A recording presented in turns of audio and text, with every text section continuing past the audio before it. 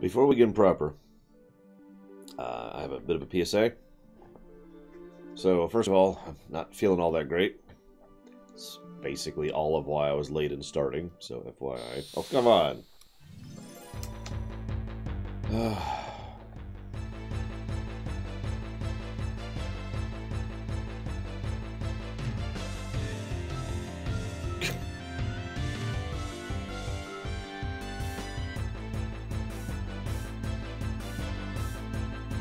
No, Valvedrix, I had no idea. I cared even less. So... Hey, Takara. Hey, Valvedrix. Actually, I do care, but not for the reasons you're probably thinking. No, I care, because that moves it closer to Cyberpunk, which is going to screw with my schedule. What's even worse... In fact, actually, I need to look into that. I just realized. Hang on, so it's April 10th now, right? Hey, Chest Burster. Chest Burster. God, I can't talk.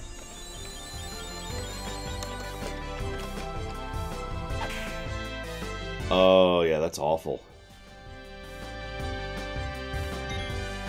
Yeah, so it's being moved to 6 days. Whoops. 6 days before Cyberpunk.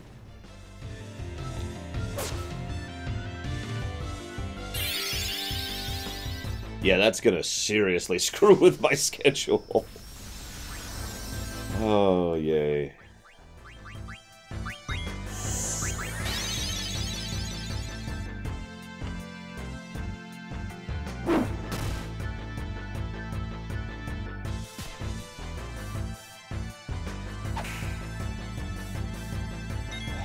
I mean, I'd rather they delay it for quality purposes, don't mistake me. It's just... What's doubly funny is starting next month, actually. We're going to start the polls for both Cyberpunk and FF7R. Oh, I should have this one out so I can hear. That would be the do we stream the day of or do we stream a week after poll, if you're wondering. Hey, SJ. Ooh, so my voice cracks. Yeah, you can tell I'm not feeling great here.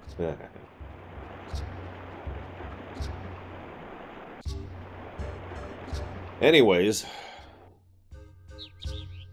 this way I just don't do the polls. I mean, I could just delay both. That would mean I would be playing FF7 the week Cyberpunk comes out, and then Cyberpunk whenever we're done with FF7. Hello, El Tercero. I'm probably horribly butchering that. I apologize. Good morning, Dream Whisperer. Good morning, Darth Tyrant. God, I think the game heard me about the encounter rate and is just trying to compensate. Good morning, Humanization. Okay, so, PSA, I keep trying to say this.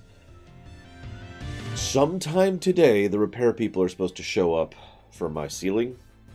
In fact, when I say sometime today, I mean there was actually a chance they would have already been here, which was the other reason I was late starting. They're not, obviously, because I'm streaming right now. But whenever they show up, there's an extremely high chance that I'm just going to pause the stream. I don't know when they'll show up. And I don't know how long they'll be here. Nothing I can do about it, guys.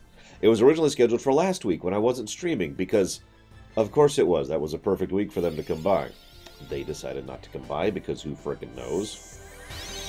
So they're showing up sometime today, because they decided to schedule it for today. So, FYI.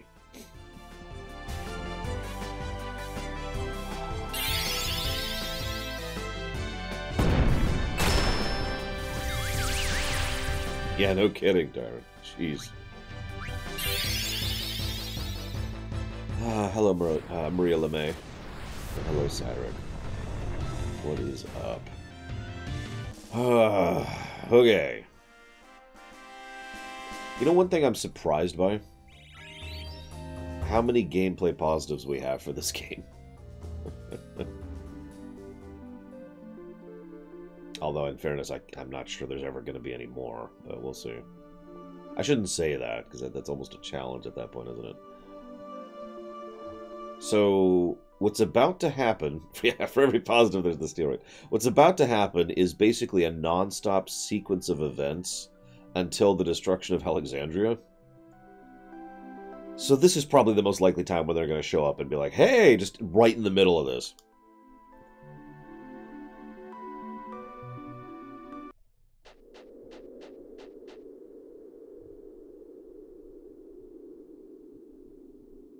There's an old saying amongst MMOs, Darth Tyron. Exploit early, exploit often. And no, we don't have Kuina back. We don't actually get Kuina back for a while, relatively speaking. Not until we get to Treno. Actually, not until we leave. Not until we get to Lindblum, which is after Treno, after Alexandria, the second time. It's going to be a bit.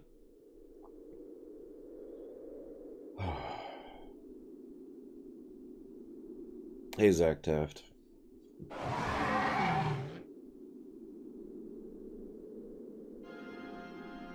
Oh yeah, there's a lot of musical cues. Umatsu's amazing. Yeah, Hat's here now. Oh, I've longed for this day. The day I might finally cast away this mask to reveal my true self. Now it no longer matters if the Ifa tree is liberated. It means nothing to me.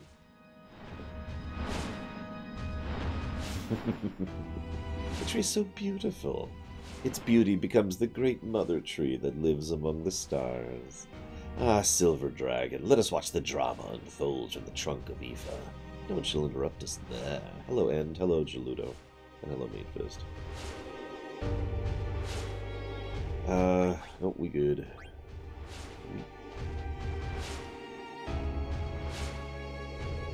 God, that sounds horrible, Mr. Nuclear. You should not watch that. I think it sounds terrible. Actually, I'm pretty happy with how the Diablo lore run came out. Like, legitimately happy with that one. It's one of my few lore runs I'm pleased with.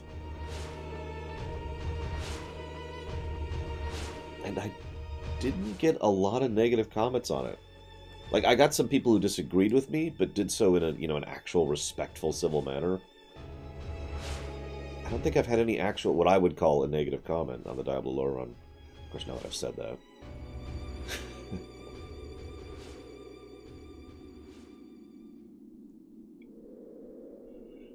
How are we gonna get up there? Can't we climb? Yeah, no. I mean, it's pretty close, Ice Tray. But apparently Ifa is based off of something and whatchafig, and I forget what exactly, to be completely honest with you. But it is based on a real-life thing, I believe from Norse. You know, Amaranth's like, you should just go by yourself. Shut up, brat. No, not Yggdrasil. It's something else. I'll have to look it up later, not right now. Because right now, I have to keep mashing the A button. Or, I could do this. I love the Switch. I'll just move the controller to my other hand. Let's see here.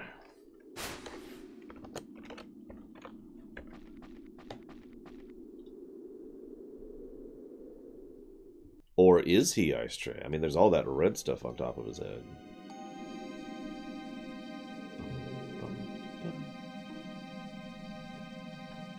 Okay, apparently it is not Norse. It's actually Irish. It's pronounced the same way as Aoife, which is an Irish word which means beauty, but as a name it is used more symbolically as an adaptation of the Latin Eva, which comes from the biblical Hebrew, which means living. The more common English form of this name is Eve. So there you go. I knew it was something, and I was completely wrong about what it was.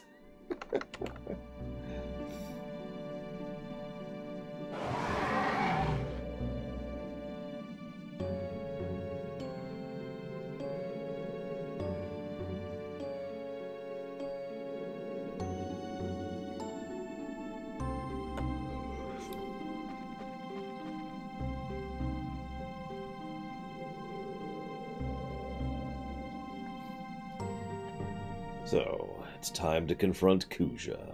Basically for the first time. Hey, Console Hot. I gotta warn you, that's like 150 episodes long. It's just FYI. And it kind of sucks. Actually, that's not true. The production value wasn't there, but I was actually pretty pleased with the content. I nailed it for the most part on that lore run. And apparently, I predicted a lot of future expansions in that lore run, too. hesitation. My name is Princess Garnet Till Alexandra, so I wish to ask you something. Was it really you who persuaded my mother to start the war? The war that threw the entire Mist Continent into chaos. And you made everyone, the Black Mages, into instruments of war? The Halo Wars is on the list, it's just in the vault. Oh dear, the princess is such a bloodthirsty little puppet. I don't have the power to do such a thing, I just give them a little recipe. Begin with a broth of mist, add fermented souls, and boil. Then pour genuine black magic into a mixing bowl and heat to... I'm not done telling you how to make soulless toys out of the dregs of souls. Dregs of souls? You mean mist? First you don't want to listen, now you start asking questions. Oh, brother. But you're not ready yet. Another very small bit of foreshadowing. Spare me the lecture. Lives come and go all the time. What's the big deal? Speaking of warmongers, why, what about that mother of yours, Princess? She said she won't feel alive until she has everything. How it breaks my heart to see such greed. The war was my fault. No, no, your mother wanted it. All I did was give her a little push. Liar. My mother was sweet and kind. You changed her. So the curtain rises. Perfect, my canary. Let me show you the truth about your mother. First act, the end of the ugly desire. It's showtime. So, having analyzed Kuja's lines on a word-to-word basis for the theater, Kuja is acting in almost every single scene he's in. There are, I think, about 3 or 4 scenes where he actually drops the mask. Now, what's interesting is every time he drops the mask, I'm curious how his dialogue works in Japanese, because in English, whenever he drops the mask, he stops speaking in, like, fanciful English, and actually starts speaking in, like, coarse English, very similar to how Zidane speaks, actually. Like, for example, one of his lines when he has dropped the mask is, I'm gonna die, G-O-N-N-A. As opposed to what he would normally say, which would be something more like, I am going to perish. You know, it's interesting to think about. Oh, right, I'm supposed to leave that out there. Because I'm listening.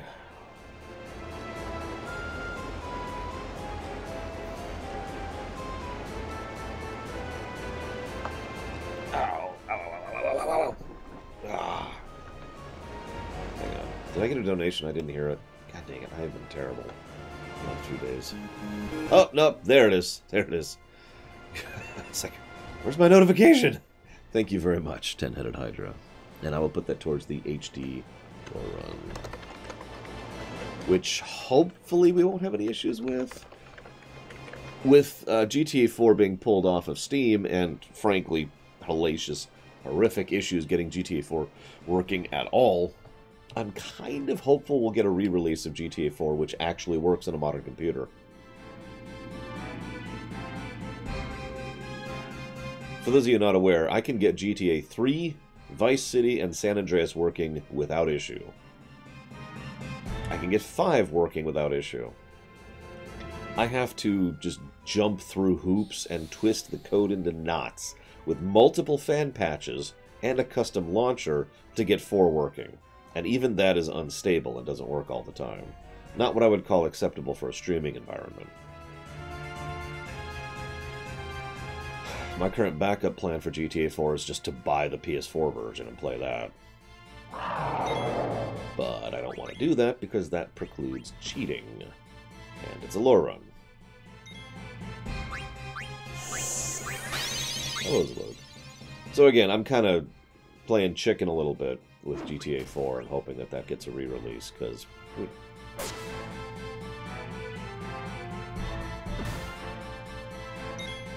It is worth noting, for those of you not aware, GTA 4 wasn't just removed from Steam, it was removed from everywhere.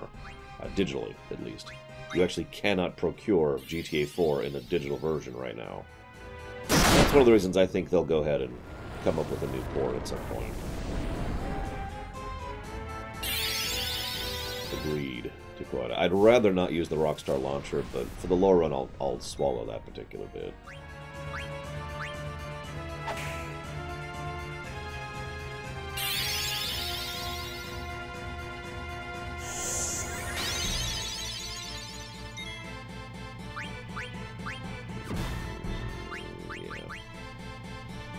So, everyone gets a number between 1 and 6 for how many Mistodon encounters we will have on the upcoming screen.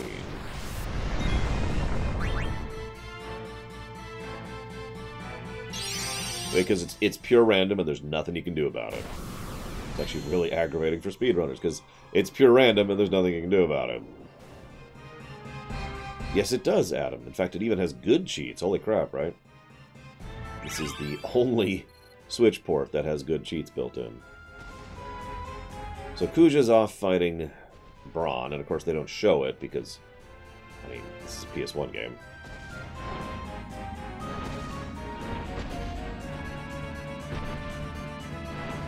Stupid elephant lady. Why do you hesitate? Very well, I'll make the first move. I'll give you a clean target. You can't miss. Silver Dragon, descend! Yeah, exactly, Ice Train. It's actually smart cinematography, as weird as that may sound. If you don't have the money and you know, technology or whatever to actually show the big, awesome action scene, don't try to show it. Show the impacts of it, or show people watching it, or do something.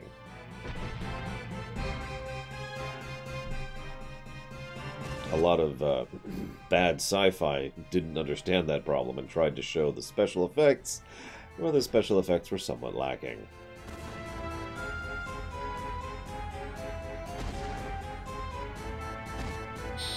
So, how many of you have someone that you care about and has cared about you for a long time, like years? Probably in about, say, the decade range. In fact, 12 years, if I wanted to give you an exact number. So someone you know and who you've cared about for about 12 years. Anybody got something like that? I do, obviously.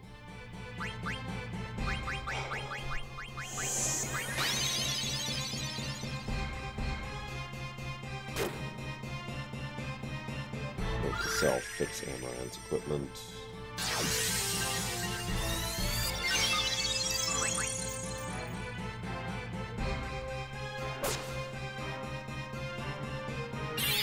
I mean, I've had you know, Gary and Pax. I've talked about them many a times. I've known them since the 90s at this point. No, that's not true. I've known Pax since the 90s. I've known Gary since 2002.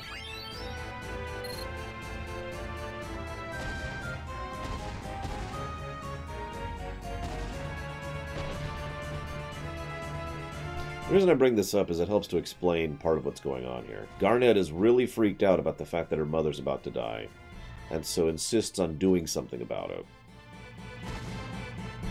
Now, I point this up because a lot of people are looking at this like, why does she give a damn about Braun? So here's one.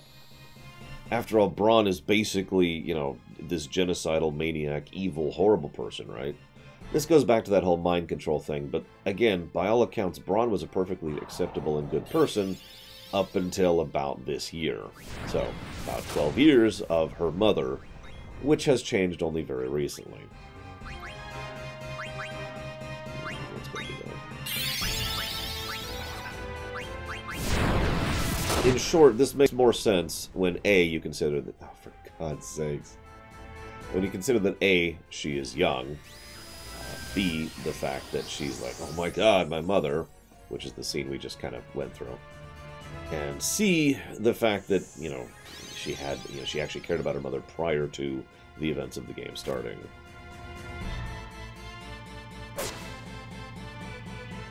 Unfortunately, Takoida is right. We don't hear much about how good she was beforehand. All we hear is about how much she is different now, which is kind of an inverse, you know, characterization.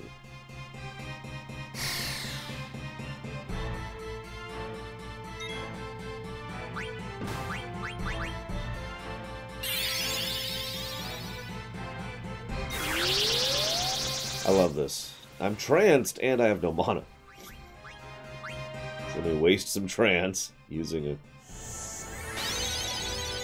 using a potion, and then using an ether. Yeah, auto potion uses up trance, by the way. Isn't that cute? Yet another reason trance sucks. I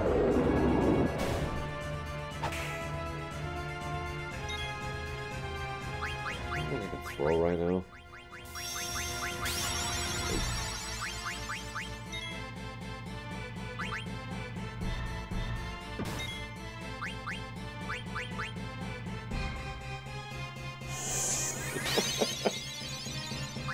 Okay, we can do one trance attack. I like this game too, but I can't exactly call it flawless. I can't call any game flawless, even though Bloodstained Curse of the Moon I gave no negatives to. So there you go, the flawless game is Bloodstained Curse of the Moon. There you go.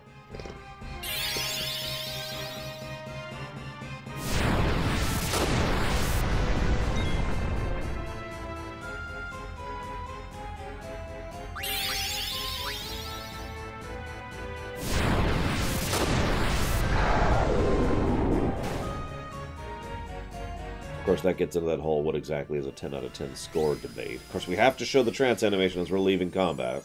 It's really important. Ooh. Well, I'll give you a minute. So, come on.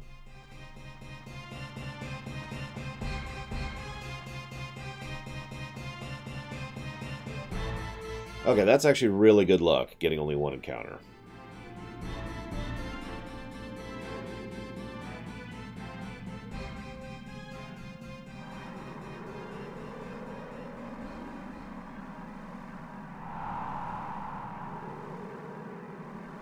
Yes, Chestburster. What kind of cookie would you prefer? So this is Leviathan, who I think looks cool in this one. I'll summon him in a bit. And by a bit, I mean probably about an hour from now, because like I said, this is just an entire sequence of massive cutscenes.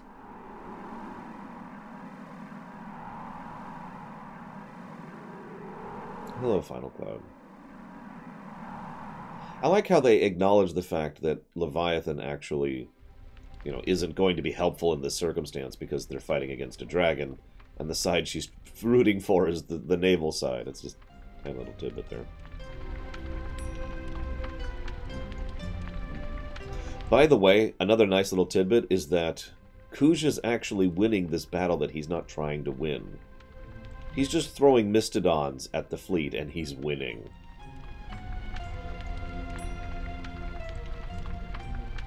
But of course, both of them are aiming for a different goal. She's trying to do this, and he wants her to do this.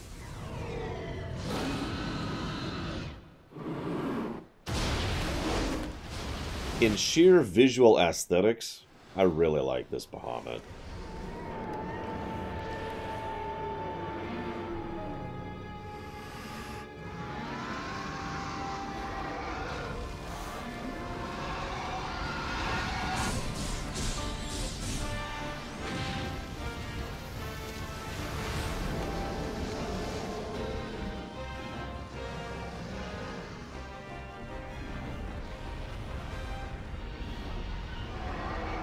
As weird as this may sound, one of the things I like is that Bahamut doesn't have any eyes. It kind of adds to the pseudo-alien nature of him. It makes him a little bit different from most of the other ones.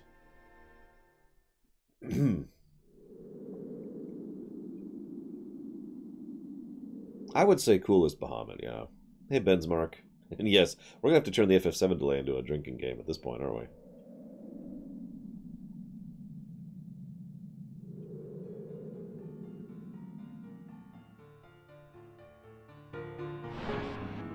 Blood.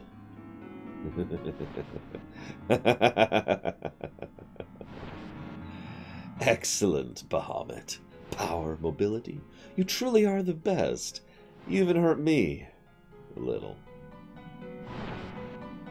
And you, Bron, your tragic role in this drama now comes to an end. I'm sure you'll enjoy the second act from your soul's hellish prison, since the stage will be your former home. The final act will take us away from Gaia. I will kill my nemesis with my own hand. Everything's going according to plan. Valvedrix did let me know, but thank you, Final Cloud. First time we see a hint of the fact that it's a ship, not a, eyeball. One of the elements of the story that's always irritated me a little bit is they never define what the hell the Invincible can actually do.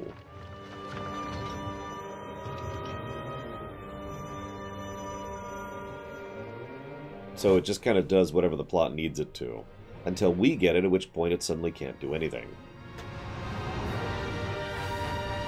Also, Braun survives this, which irritates the hell out of me. Well, I mean, okay, that's not true. She doesn't survive this, but she doesn't get vaporized by this, which is what should have happened.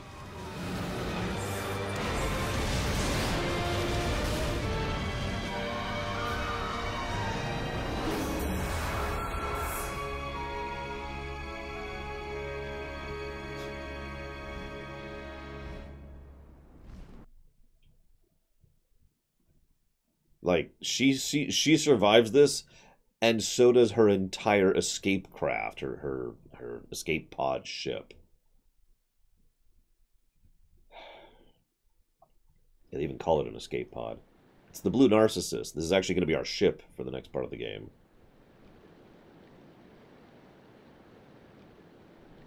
I do like Vivi's reaction here. He says she was dead. I don't know why Bahamut turned in it, but we found her next to the escape pod. I should have been happy, but once I saw Galtori start to cry, I didn't know how I should feel. I kind of wanted to cry, too. Brigwin actually hasn't voiced this scene yet, probably because I keep putting pressure on her, because I really want this scene to have a very, very, very specific tone. I can hear my daughter's voice. Yes, Mother, I'm here, right here. I am empty now, free of that terrible greed.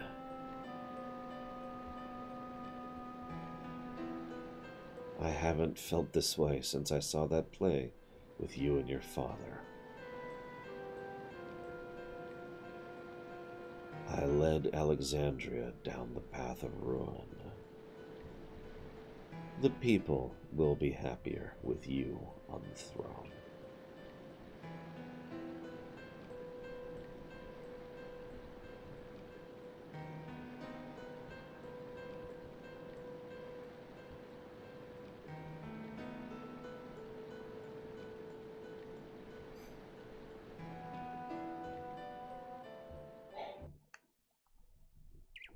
I'd admit, in a proper remake of this game, I'd probably change Braun's character substantially. Basically, what I would do is I would make her less evil and less mind-controlled.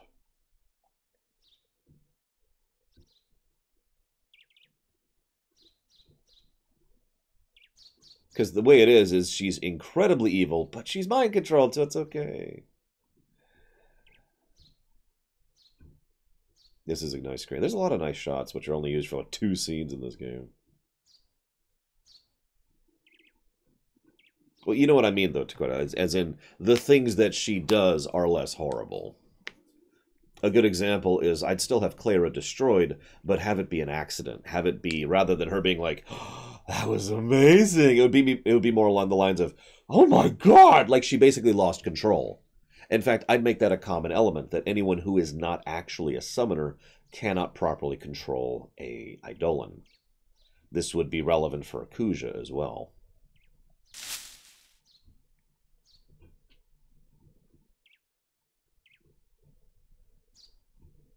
And I do agree, her appearance is over the top.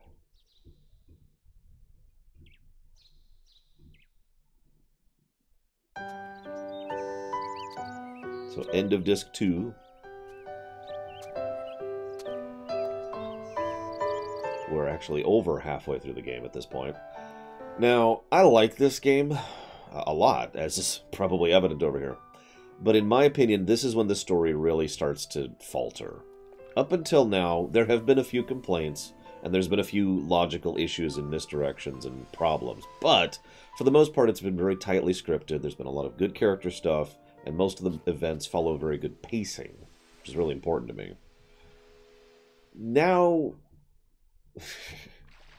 well, to be blunt, every Final Fantasy since 4 has two plots. One which is a little more down to earth, and one which is substantially more fantastical. And the transition between those is almost always a problem in every FF game.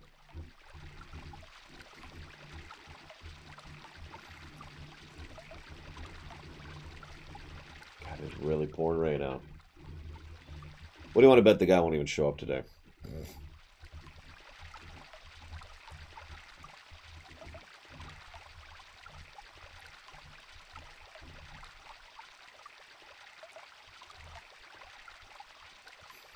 Yeah, no bad. Yeah, exactly.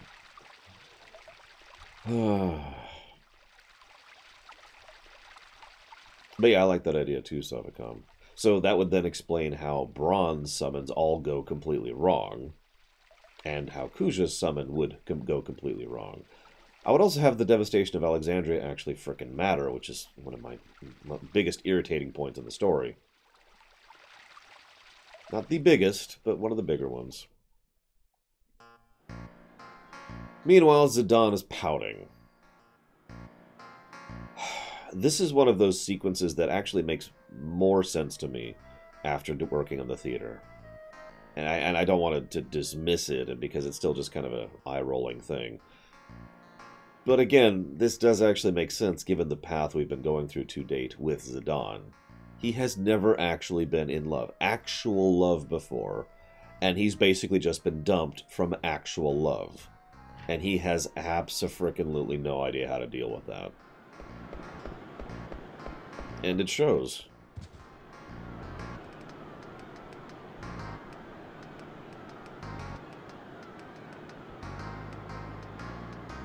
Minor point of interest, FF9 doesn't have a fake ending like almost every FF does. This is as close as we get to a fake ending, and it's basically just a very lengthy breather period, which lasts from now until we get back to Alexandria after the Treno sequence. We can do a bunch of stuff right now. We can run around, we can go race Hip Hall, we could do the best part of the game, which we're going to do, of course. Oh, hang on. First, we're going to see an ATE with Takoida's characters. He voices all 3 of those characters, by the way.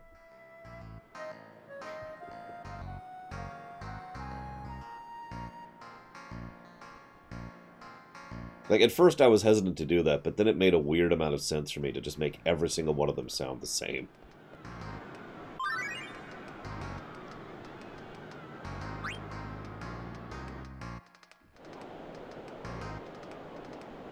So, this is Blank, and Mark is kind of talking about the fact that Zidane is just, you know... As Blank says, he probably doesn't even know what to do with himself right now. And Mark is like, come on, he's in love with the Queen. Did you think it'd work out?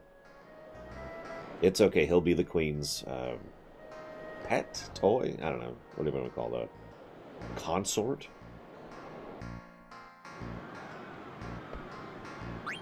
There is actually a term for that other than consort, and I can't think of it.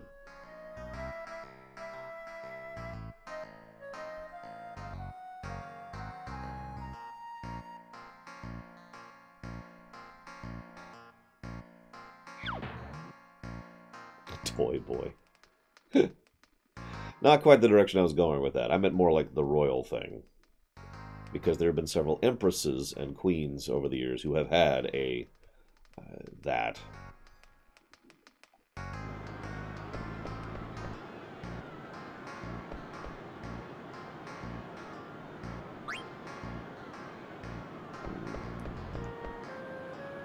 I actually went out of my way to talk to this person, and only this person, for the theater. A lot of things happened during Queen Bronze reign, but overall it was a good time for us.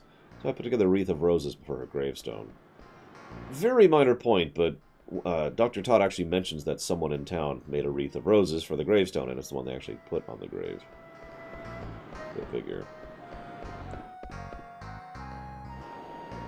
Oh, let's go over here for a second. Well, I mean, PS1 graphics plus, you know, CRT television. Cyric.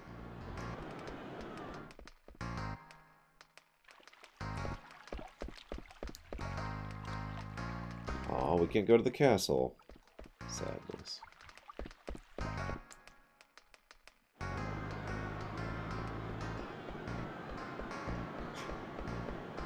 The Queen literally being married to the military.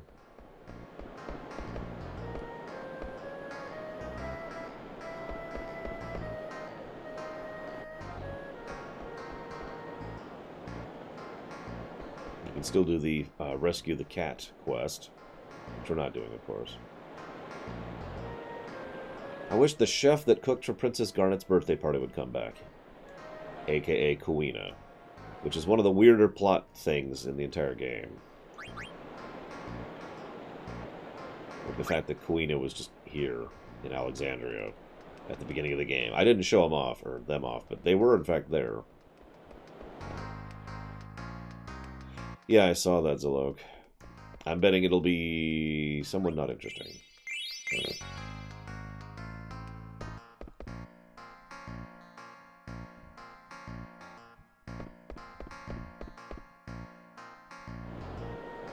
No to both questions, Gernok. No plans to stream WoW in the immediate future. Why isn't... There we go. Right, we have to talk to Marcus to talk to Blank. I always forget about that.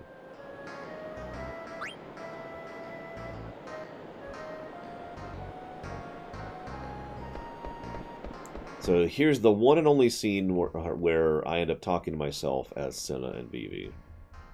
I try to avoid this, but whatever. Shadowlands? Nope. Is he a friend of yours, Senna? In fact, what's funny is there are only 2 actors in this scene.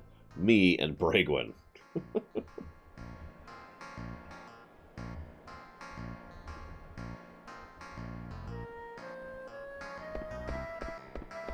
So yes, there's actually been a very small side plot of Ruby setting up a theater play if you do the ATEs and do the Mogna quest.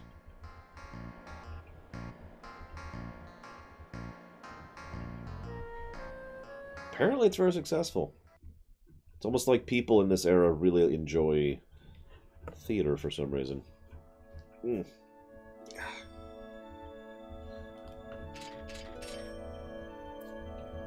Meanwhile, Garnet wants to go see Zidane. Steiner's like, no, you mustn't, you can't. Is it ever going to stop rain? I'm just curious, is this just rain like all week? What do we got here? Well, now they do, Meatfist. Maybe that's why there's... Oh my god, it's supposed to rain like... until Saturday. Jeez Louise.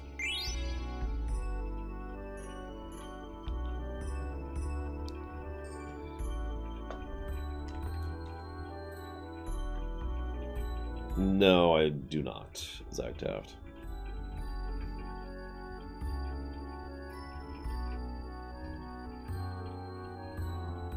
Mr. Steiner, do you intend to watch... No, excuse me.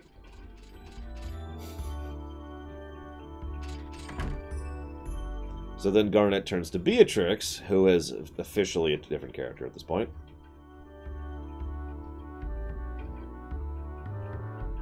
Now, I'm going to say something really strange. Why is everyone on the royal side against Garnet seeing Zidane? Like, I don't actually understand what the problem is. I mean, yeah, she's the queen, but so freaking what?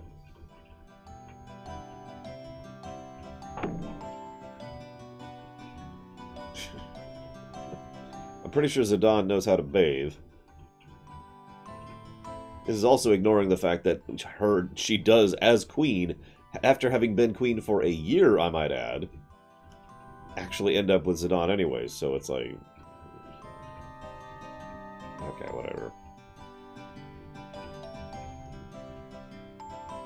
No, we hear Aiko's theme back on the path to from Konda Pete, Cyric. And I think one other place after this.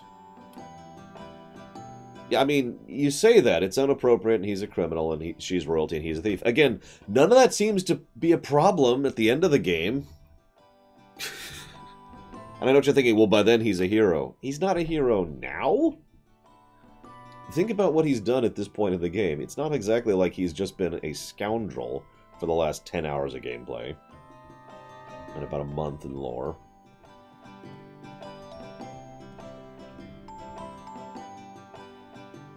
It just irritates me because there's no real reason for this to be here. It makes perfect sense for Zidane to be, you know, acting the way he does, but it makes no sense for the royal side to be like this. This is when they just chop. They found a young girl. And they decided to. Why would you give the order to chop off a young girl's horn? Oh, hey, there's a young child. We should adopt it as our own. Chop off its horn. What the hell? Were there any nerves in the horn? Just Oh yeah, this is also when she reveals that she's not actually... So this is one of the few points here that makes perfect sense. She's not actually a blood relative of the bloodline. The bloodline ended. The Alexandrian royal line ended. Thing is, they don't give a damn. That is exceptionally realistic. There are many, many times where there's been an heir to a particular throne who may or may not have been, or was confirmed to not be, a blood relative, and everyone's just like, eh.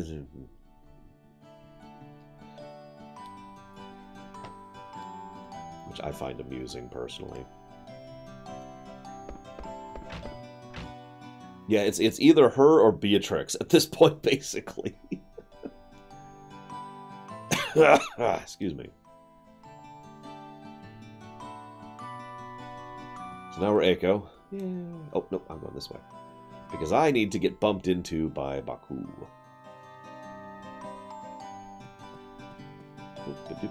Bonk! Ah, help! Are you okay? Can't breathe. Sorry, didn't see you jump out. You're too high up, I can't get you down. Stop laughing, you poop. Oh, shoot, my letter. Hey, if you can't get me down, deliver that letter to Zidane, alright? Yeah, no problem. Steiner gets her down from this. We actually see that a little bit. Well, we see the consequences of that later. What am I supposed to do now? God. So, do you like contrived story points? I mean, this is being done for comedic effect, so I'm willing to give it a pass, but this is contrived as hell. Baku is carrying this letter for Zidane. So he's like, hey, who's that? By the way, this scene is fully voice acted. Because all 4 of those actors have their lines for this scene done.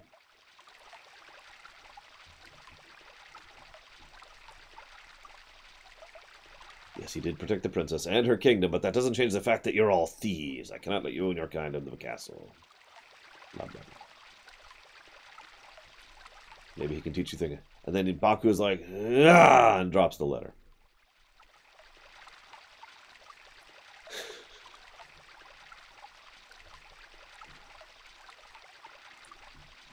Damn it, Ice Tray.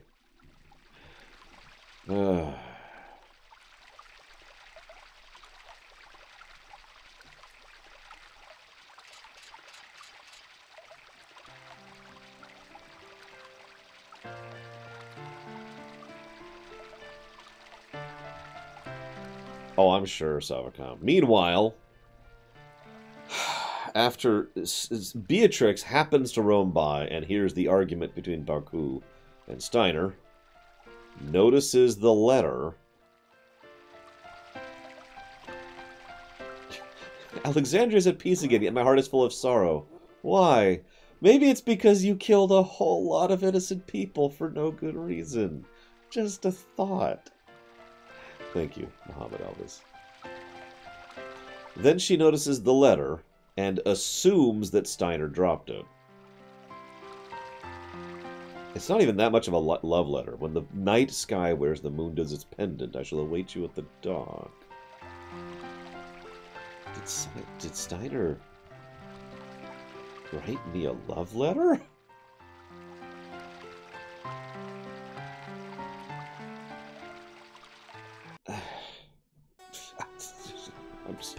I'll be right back. I gotta decompress from that.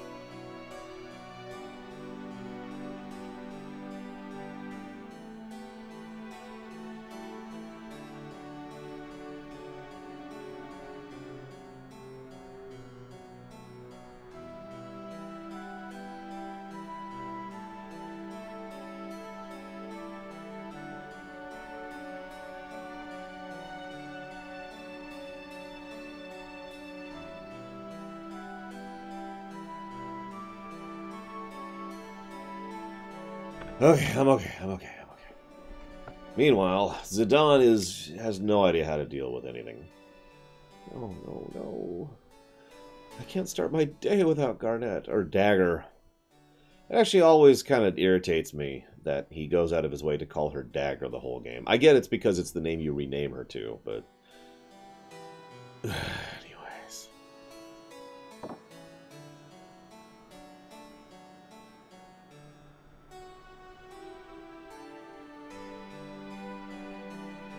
Stop it, you don't understand how I feel.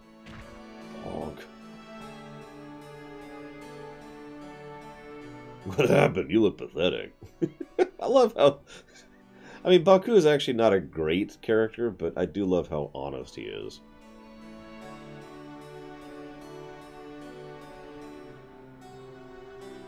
I mean, he even calls her Dagger in the ending. Bring my dagger to me. Wait. I get it now. No, I'm just kidding.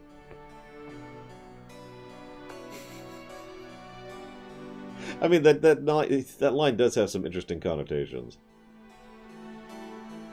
I shall pray to the moon. Bring my dagger to me.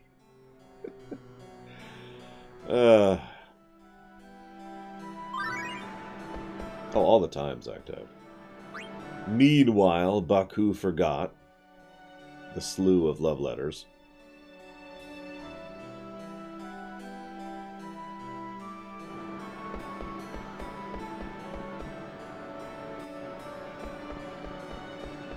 I'd like to say I've never wiped out a population, but I've played Stellaris. So...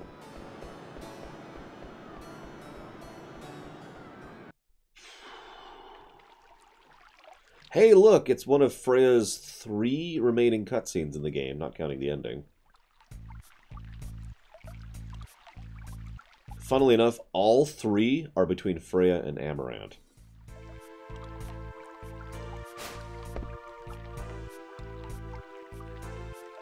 I sure hope you enjoy the friendship these two have, because it develops across 3 cutscenes.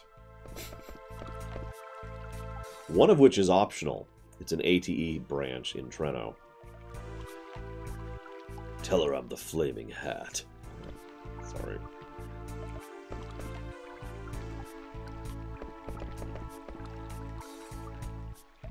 Princess Garnet asked us to give special treatment to you, Master Vivi, and Miss Freya. That's right. We have state protection now.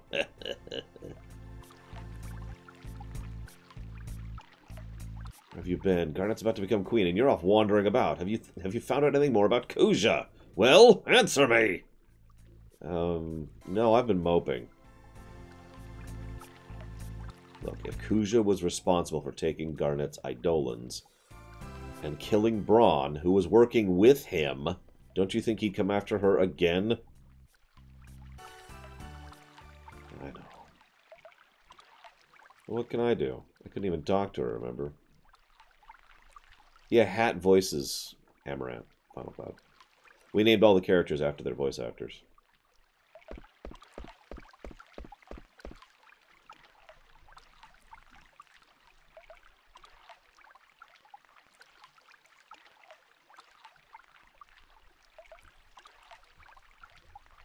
So here's our party for right now. Again, no Y-Mage. Yeah, all the ones I could rename. I'd rename everyone after their actors, but that would get interesting. Takoida talking to Takoida, talking to Takoida. And there would be a lot of Mavericks, Platties, and Lores.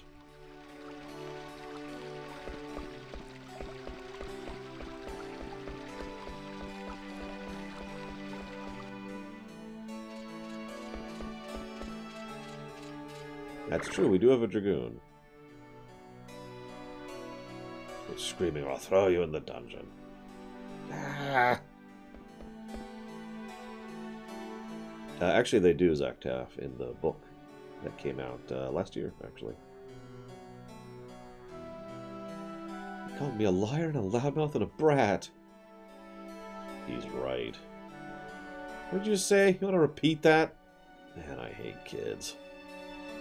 Calm down a little. What's your name? Me, I'm Savacom Carroll of Madain Suri.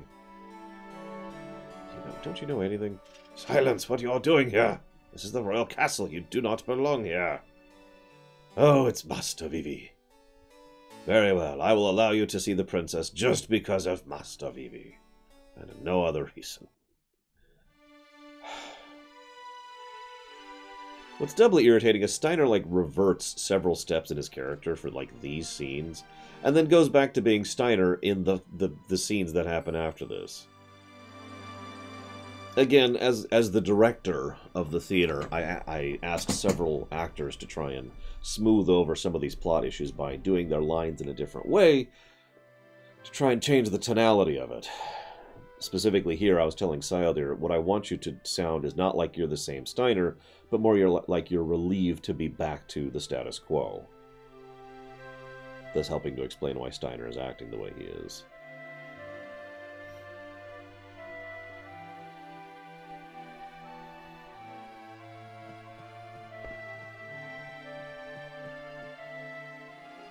The last time we're ever going to see each other? No, of course not. I just won't be able to wander the world because I'll be queen. Well, yeah, she'll never join our party again, guys. I wanted us to remain rivals forever. So they trade jewels, which doesn't affect our party inventory. Because why would it?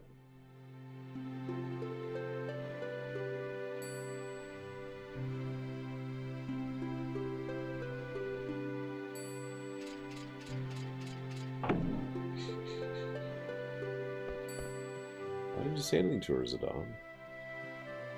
I don't know. I tried. I couldn't say anything. I had a whole speech ready for her. But it would have been a lie. How could I lie to her? Good luck, Garnet or Dark Dagger. I'll be watching you from afar. Come find me if you need someone to talk to. It's a big fat lie. That's not how I feel at all. Which leads to Eiko. There's only room for Garnet in Raximus's art. I wish I hadn't written that stupid letter. He looked so sad. Ah, I hate you, you insensitive fool. I don't even know how I feel. I feel bad about ditching him, but I really don't feel like seeing him tonight. I gotta hide before he shows up. Meanwhile, the ladies' man dream whisperer. No one here, bro. I guess I'm right. Maybe. I wonder who wrote you the love letter. Well, just read the letter. I bet she's beautiful. Are you sure you didn't write it yourself? I mean, you caught the floor letter from falling from the floor above you, right? I'm telling you, she was too shy to hand me it herself. So if you don't think I'm a ladies' man, you're wrong. Chicks are intimidated by a good-looking... Marcus, don't interrupt me when I'm... Meanwhile...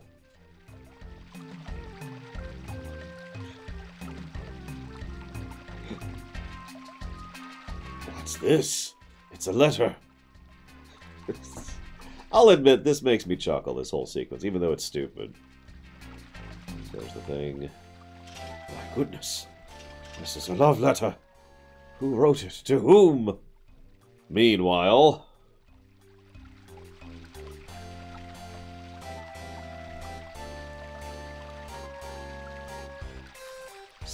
Steiner. Beatrix. Love? Bro, shh, quiet. Steiner. Beatrix. It's just so... I asked both actors who have actually done their lines at this point for Beatrix and Steiner to just ham it up. Just go full tilt with it. Steiner. Beatrix. Steiner. Achoo! Boss? Ah, you totally ruined the scene. Your nose is saying, well, shove your fist into it.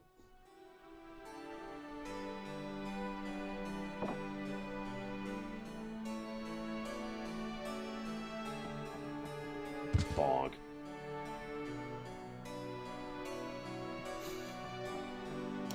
But no, yeah, they're totally trying to lighten the tone before, you know, Alexandria is totally fine.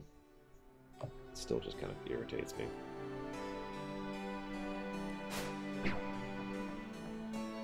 It's the nerdy guy.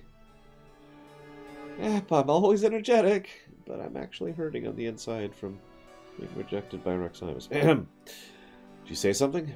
Nope, I didn't. Did you come here to talk about something? I don't know, Malachor. Like, I've had nosebleeds, but I don't think I've ever had a situational nosebleed, you know, Japanese style. So, we're going to Treno. For basically, the only reason we go to Treno is so we're not here when events happen.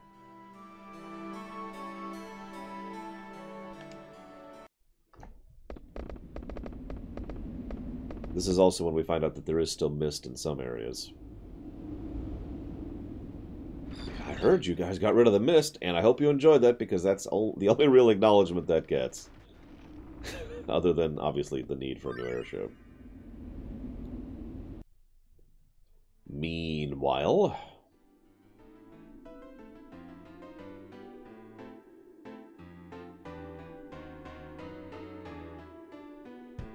You know, the game never could decide what it wants to do with these two. Sometimes they're really messed up, like very evil, and then sometimes they're comic relief.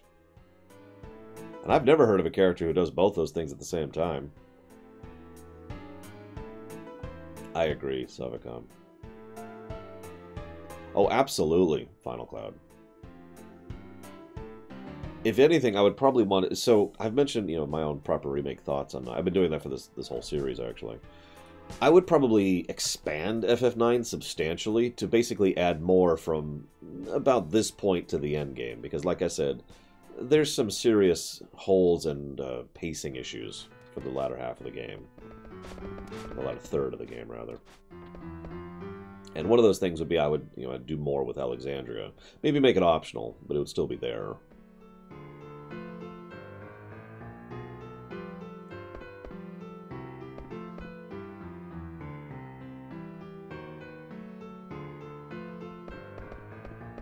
I would probably also have Cid reach out to Alexandria to help with the reconstruction, because Alexandria probably doesn't have the resources and material, and men, or personnel rather, in order to actually repair their own city. And of course Cid, peace lover.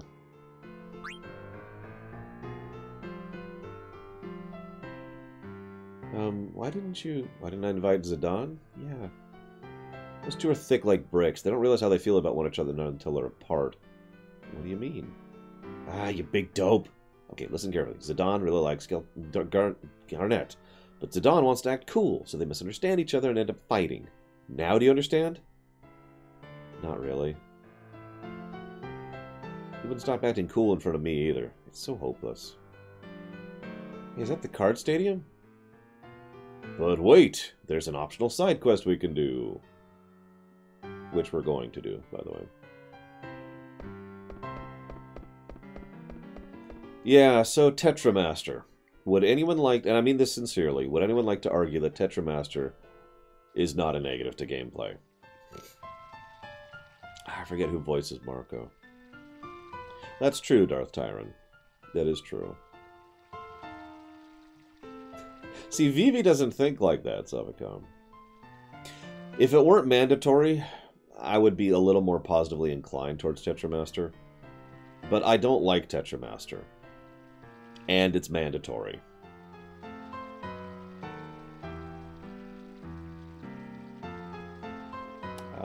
Yep. That's true. Hearthstone, negative to gameplay. Wait.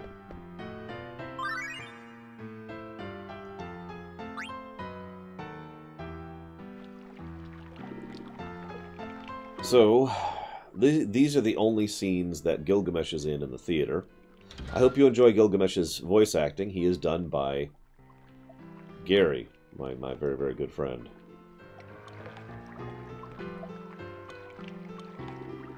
I am amused by how he voiced him, and that's all I'm going to say.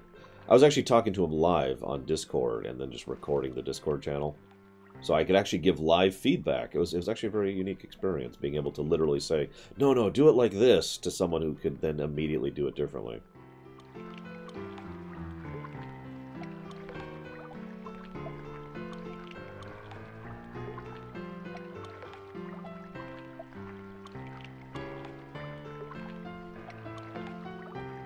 Oh yeah, Savacom. So there's three lines that Eiko says in this chapter that are all the line, so weird. What I want you to do is each time I want you to emphasize it a bit more. So like, for example, the first time, which she just said, which is, so weird. The next time she should be like, so weird. And then really emphasize it the third time. So weird. Like each time I want so to have a little more emphasis on it. Oh, whoop, I'm actually going the wrong way.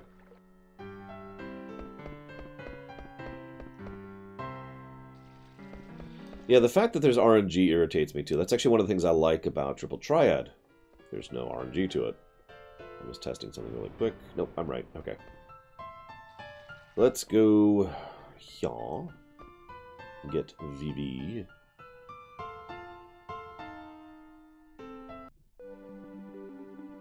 And yeah, that would be nice, Darth Tyrant. Someday, yeah, it's totally never happening. It'd be really nice if I could actually... One of my own little, unrealistic, never-gonna-happen dreams is someday it would be nice to have an actual, honest-to-goodness studio and a lot of money, so I could literally fly people in for, like, a few days, set them up in a hotel or whatever, and then go to the studio with them and actually sit down and, get all their recordings done for stuff like this. And, treat them to dinner and, stuff like that. But you get the idea.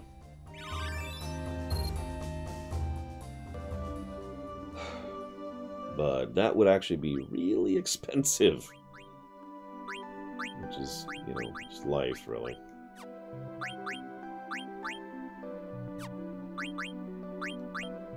Yeah, so let's switch up to that.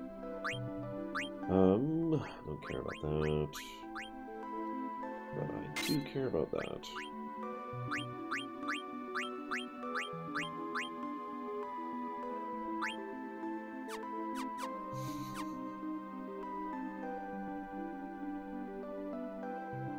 Speaking of which, I do hope your interviews are going well, Darth Tyrant. Oh, there's 2 more encounters. I should click on them.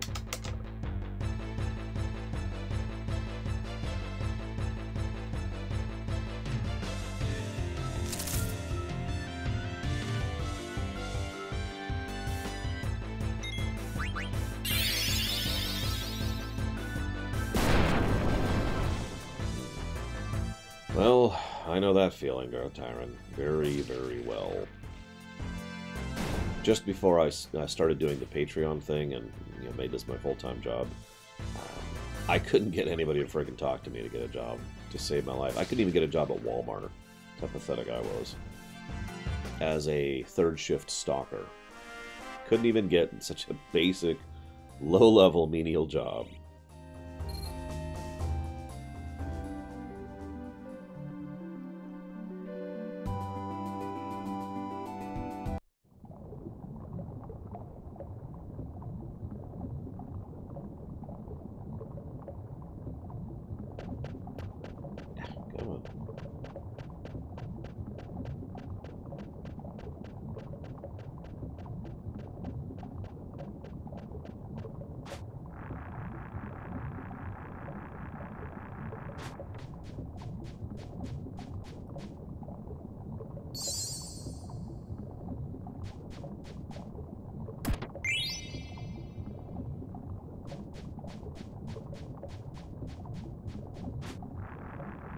I mean, I've worked retail before.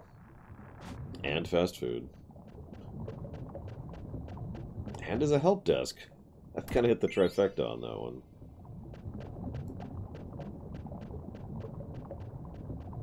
Obviously, my favorite job is this one, but after this, I'd say probably janitor was my favorite job.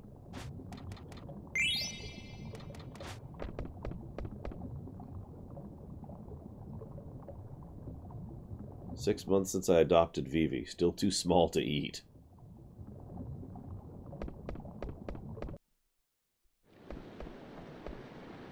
Vivi? Evie, what are you doing here? Oh, hey, how'd you find me?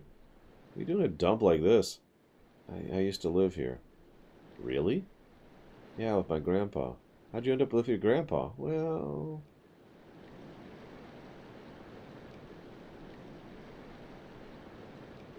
maybe his end of attempting to fish mist from sky and eat it.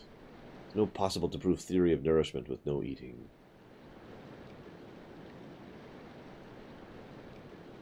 Oh, sure, Zactaff, although don't ask me to name any. He fished me out of the sky. Maybe I fell off a cargo ship. I not know I catch something from Mist Ocean. You don't need be so afraid. Maybe I eat him, but he's still so small. Yeah, that's funny. My grandpa was very kind to me. He used to worry I wasn't growing properly. Ahem. The clock stopped about a week before we kidnapped Dagger. Oh, I do, Nadaz. I do. For all that I complain about my life, my job is not one of those complaints.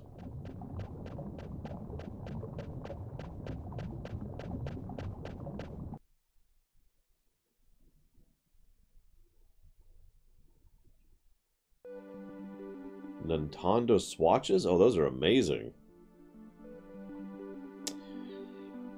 That's a matter of preference, though, in response to your question, Disco. I like to have physical copies because I can play a physical copy of a game 10 years from now.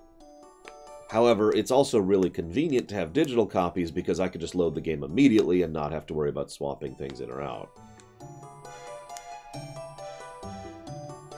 Do I have any ore on me? I do, holy crap.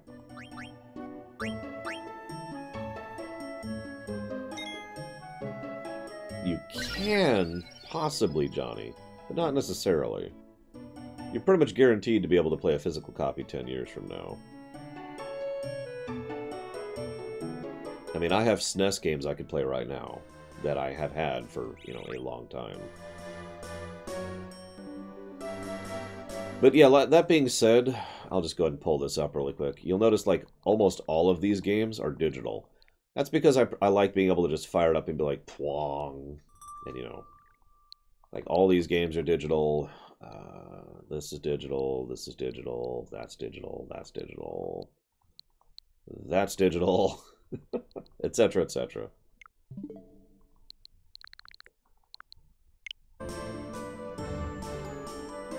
This is going to sound really pathetic, but I don't like switching the cartridge out on the Switch. It's kind of irritating.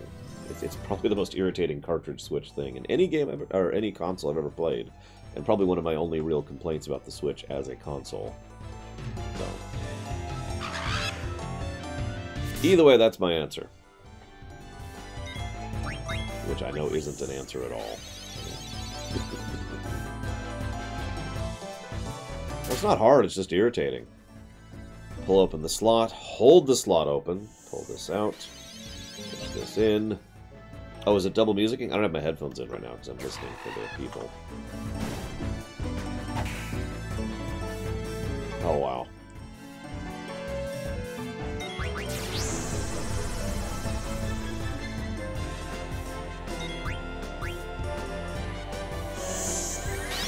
That is, interesting sounding.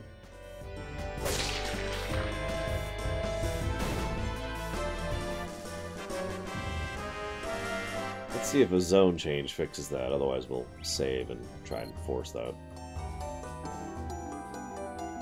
This is the second time we've had this glitch.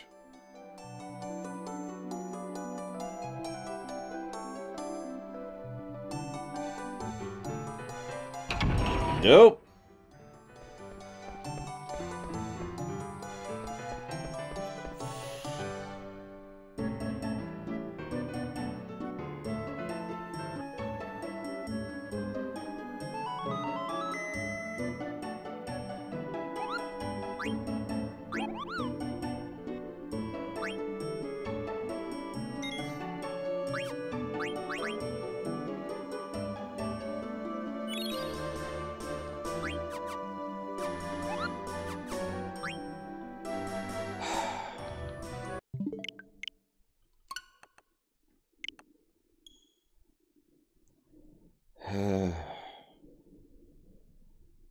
know, Valvedrix, since I know that Square didn't actually do the porting themselves, I find myself wondering if they just hired like the cheapest possible company to do the Switch ports.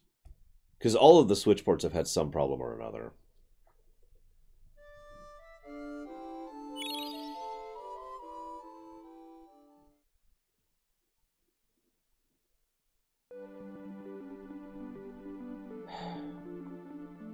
That is yet another reason. Crashing. Hard locking, Valvedrix. Multiple hard locks. That is yet another reason why I'm actually glad that Final Fantasy VI has yet to be ported to the Switch. And anything else for that matter. I don't want Chrono Trigger on the Switch. I don't want FF6 on the Switch. Until they're going to do it properly.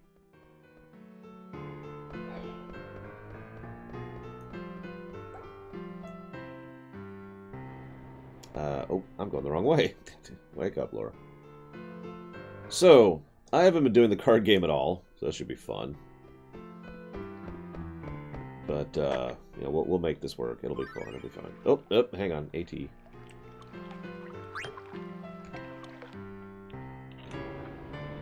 I purchased... So, I hope Eric will someday get his lines for me here, because he's supposed to be voicing one of these rich people.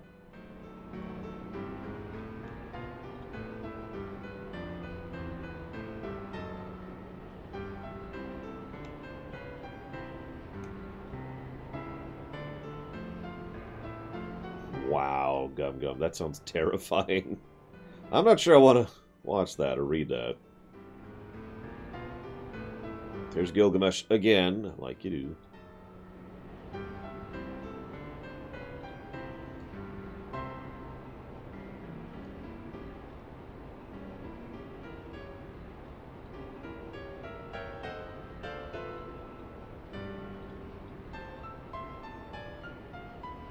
Why do I gotta deal with this brat?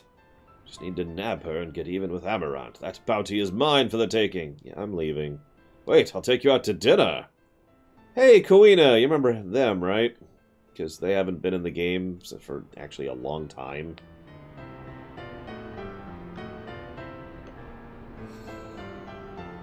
So you have delicious food? I want delicious food. Part of the Amarant's posse? I'm sorry. So weird. Hey, he dropped a Chimera armlet. Woo.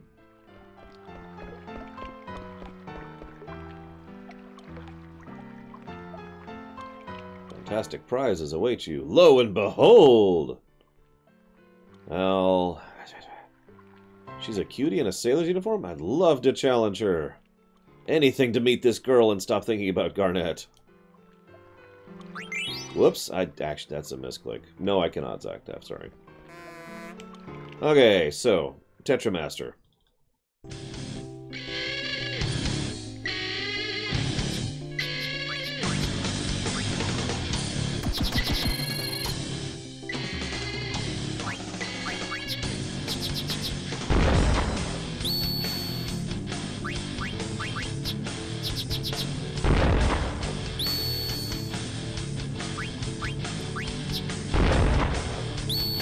Come on!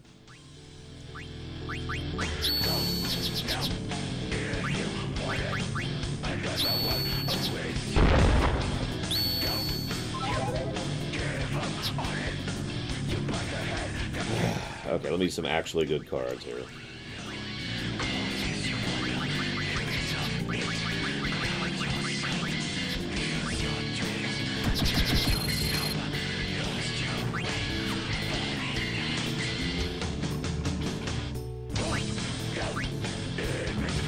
Going first in these.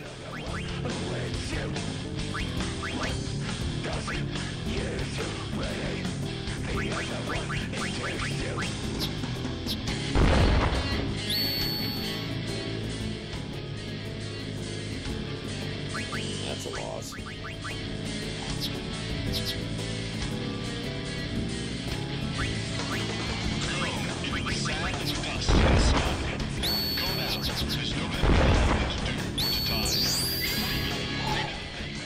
I hate Tetramaster, by the way.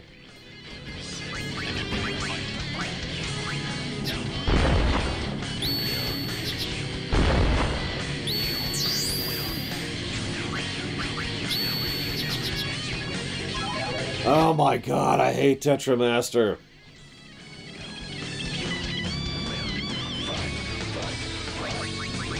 I might not even finish my first match by the time this is over.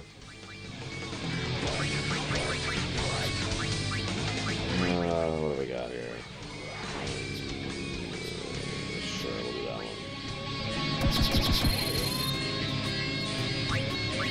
one. No, this absolutely gets a negative. Jeez. I really hate going first.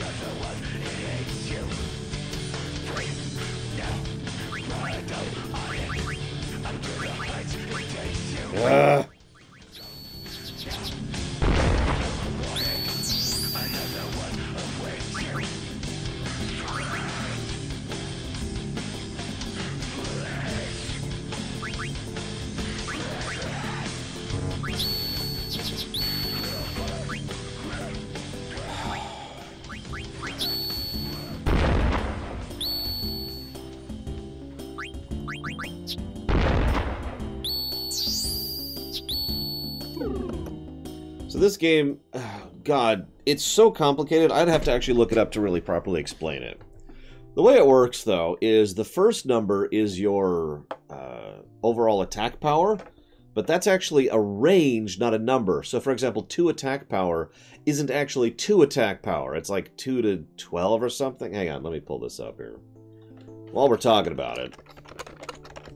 I'm trying to remember the exact numbers here. So yeah, sorry. So 2 attack power means anywhere from 32 to 47 attack power. That's what that means. You don't know the specific number. In fact, to my knowledge, there's actually no way to know the specific number until it's actually contested. Now, there's actually, you don't see it, there's only 2 attack power types on screen. Power and physical and magical, but there's also flexible, which is X, or assault, which is A, which changes things. There's also their defense stat, which may or may not be on there, and their HP stat, which is also another variable. So, for example, my sword, my mithril sword in the far upper right, has an HP of anywhere from 1 to 15.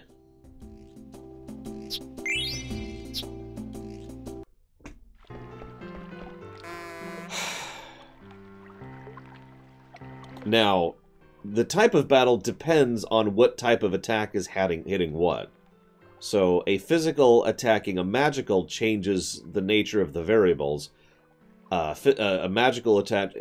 Basically, there's physical to magical to flexible, physical to assault, magical to physical, magical to flexible, magical to assault, magical to magical, and you get the idea.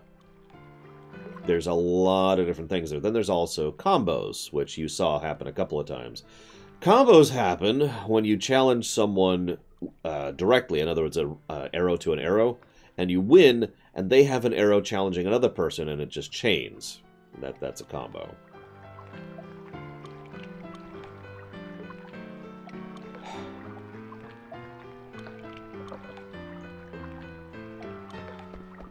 By the way, you have to win these first 2 matches, or you cannot beat the game. Absolutely, 100% mandatory. God, I have just junk cards, too.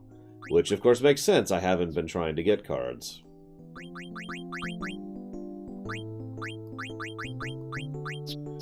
Mithril swords are actually pretty decent, but that's why I keep using them.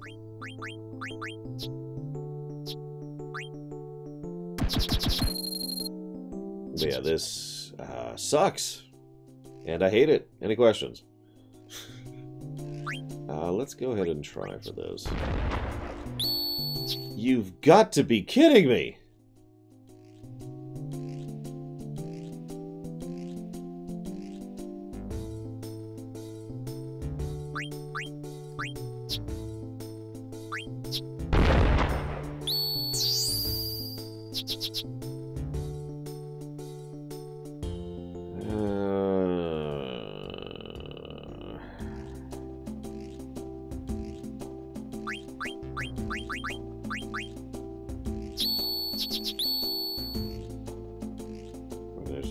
can't, can I? No, I can.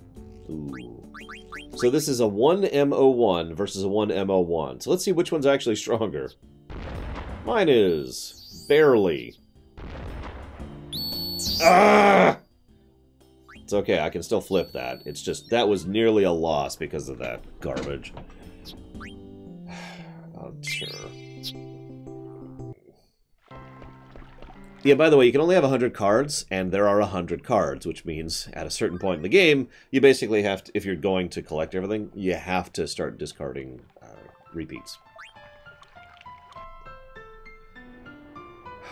Meanwhile, I mentioned there were 3 scenes with Freya, and all of them are with Amaranth. Well, here's scene number 2.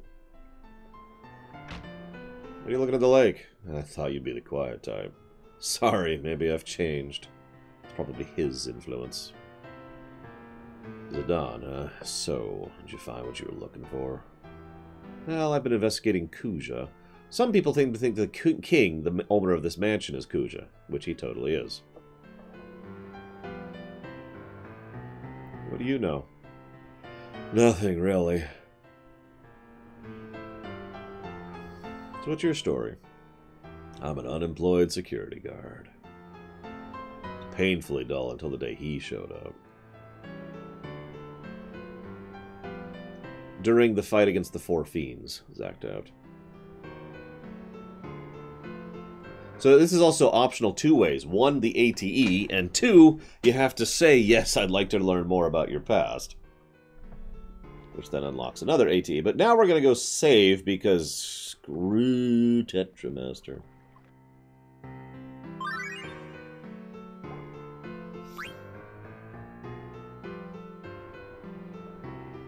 This is when he and I met for the first time. I thought the 2 of you just met. I don't think he remembers. I was working as a security guard at this mansion. I was looking for a fight. Didn't matter who, as long as he was strong. Beep.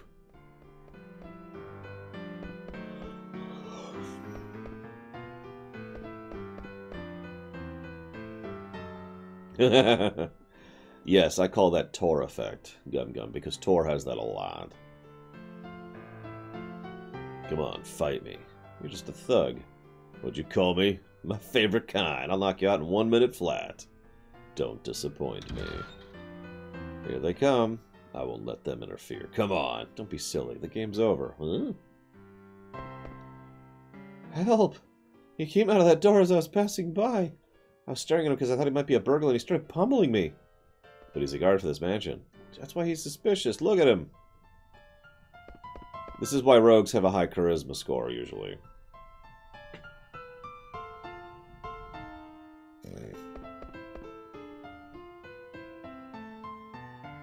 Ha ha, other lore.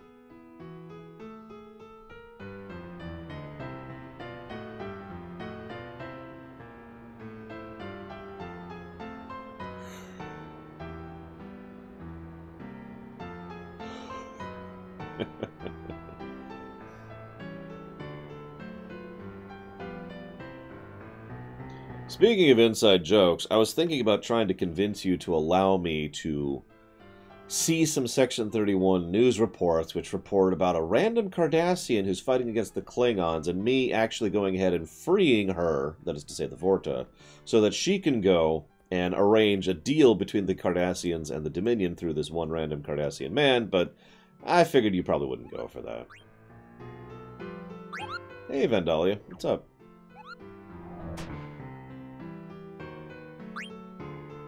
I mean, I don't know who that Cardassian is, but I mean, I feel like he'd be a good match for the Dominion.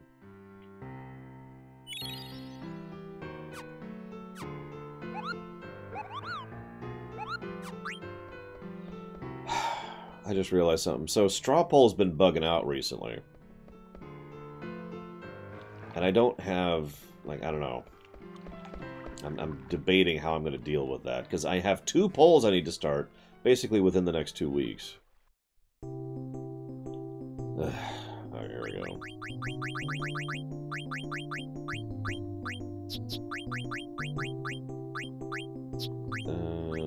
Where's that other one?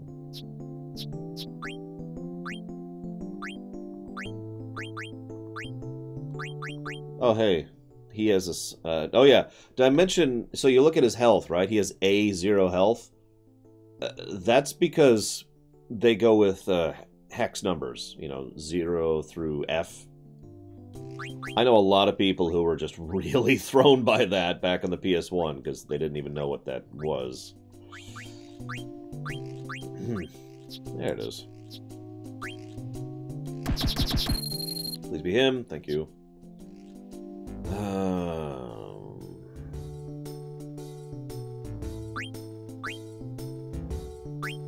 I mean, as soon as I saw a letter there, I got it, but I mean, I've literally gone to school for programming.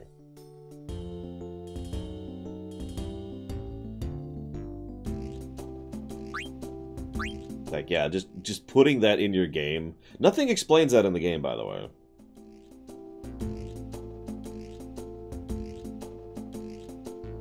Sorry, I'm debating my options here. Let's play defensively. So you saw that, right? My 1 power, 10 health thing just defeated his 2 power, 41 health thing. You caught that, right?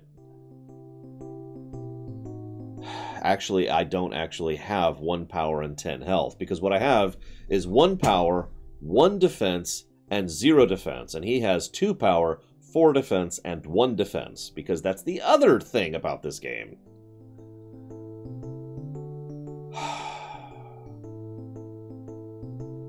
Let's go ahead and push that. And now...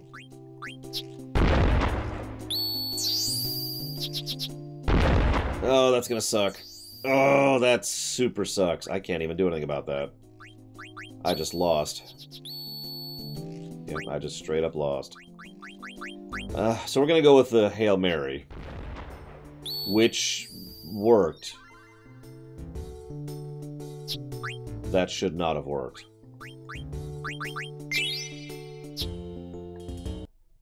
Whatever.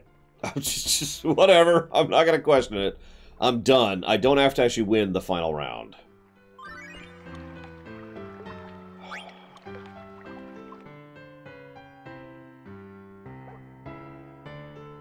Hungry.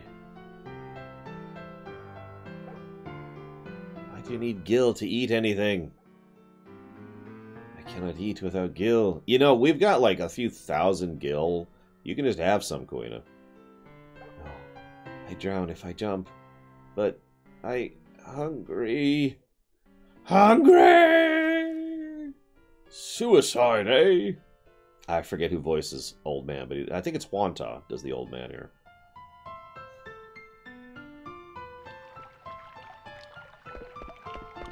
Oh yeah, suicide. Thank you, YouTube, for reminding me. A leitmotif? No, I've never heard of that. Ever, ever, ever, ever, ever, ever, ever. That was 7 evers, if you were counting. I should make it 9. Ever, ever. There we go. Now it's FF9 evers.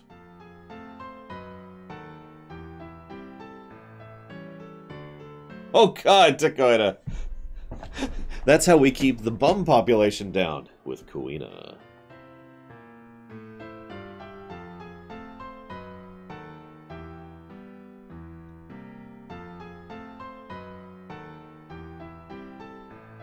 So this is when Dr. Todd figures out what the crystals are.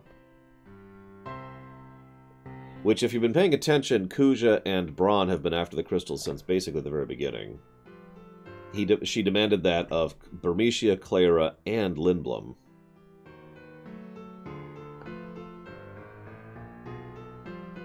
I actually can't remember any of the music from Die Hard off the top of my head, so I believe you. I'm not even going to save. I don't care.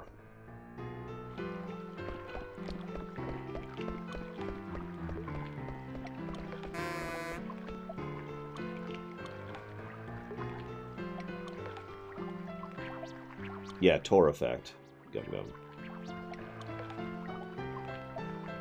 So here's Aaron, who I'm going to have Bragwin voice.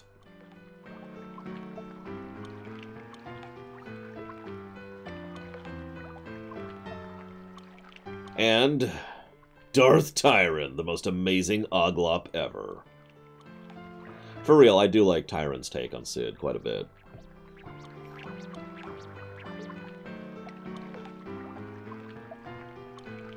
By the way, personally, I've always found... Now, I'm gonna eat these words, but I've always found this third fight to be easier than the second fight. The second fight is the one that usually is a wall for me.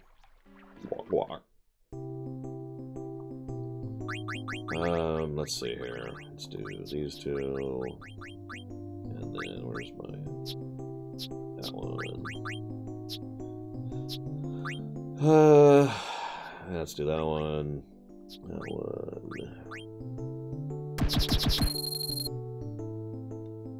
The Oglop... God, I hate going first.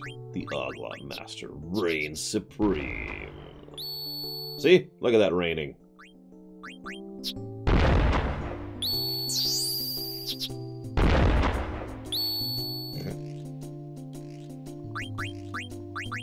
Let's do a lock there.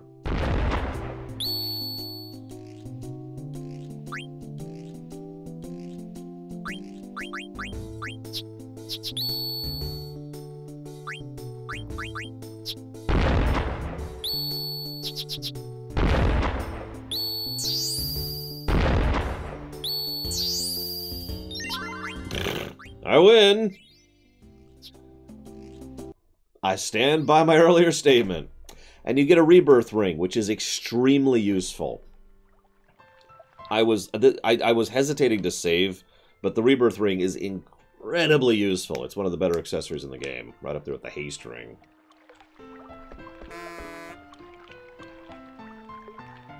So, hi, what's up? The Hildegard 2 is totally working. And by working, I mean it technically flies. As horrible as this sounds, I like the idea that the Hildegard 2 actually crashed at Alexandria rather than landed normally. Because peace is but a shadow of death, desperate to forget its painful past. Though we hope for promising years, after shedding 1,000 tears, yesterday's sorrow constantly nears. And while the moon still shines blue, by dawn it will turn to scarlet hue. What an auspicious day for Alexandria. Garnet's ascension to the throne has brought hope and peace to this kingdom. The people are overjoyed. They believe a wonderful future is ahead of them.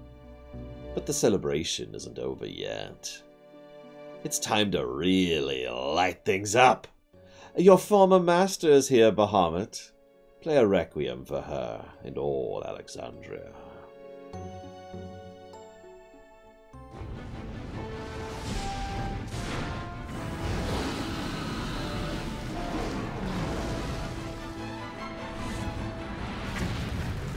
I sometimes wonder how many people die in this attack.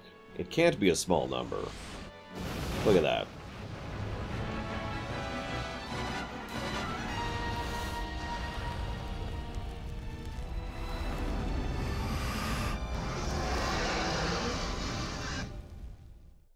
Oh, I don't remember the order. Who to assign to what. I'll look it up. Nah, I changed my mind. I'm not going to look it up. What I am going to do is I'm going to give negatives to gameplay. I've been debating this.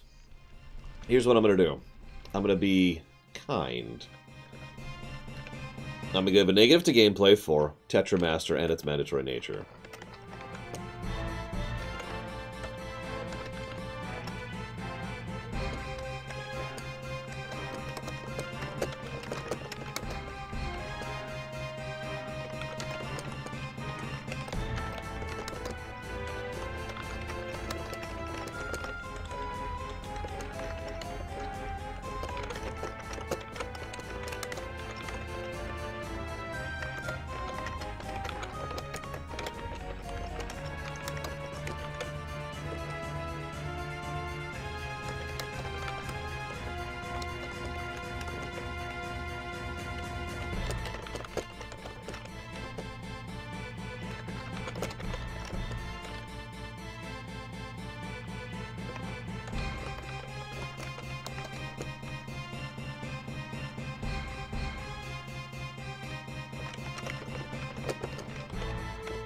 I mean, what's some other mini games in this one?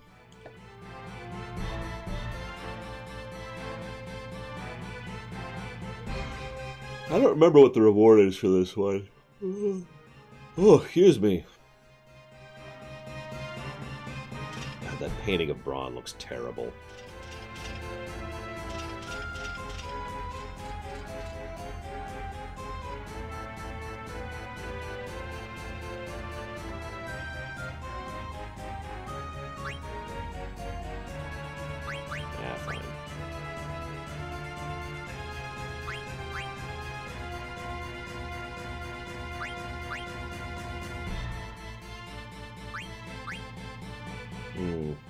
Monster Arena's fine, though. And Magnet's fine. Angel Earrings, which I don't remember what they do. We'll find out in a minute.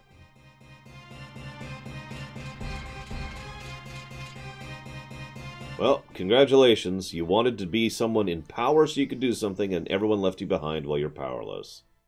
GG. Hello, Myron. The name of this song is Something I'll Protect, I think, which is a nice name for the song, but why is this the song that plays for this sequence?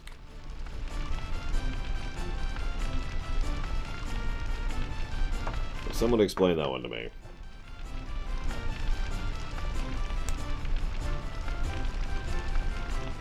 Like, this is the song that plays during Alexandria being attacked by Bahamut.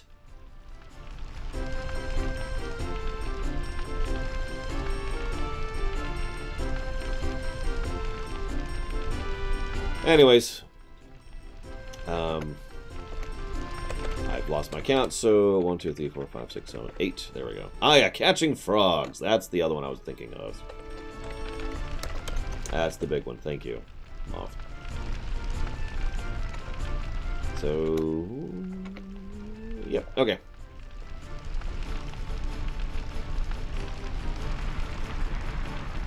I have to equip him at least a little bit.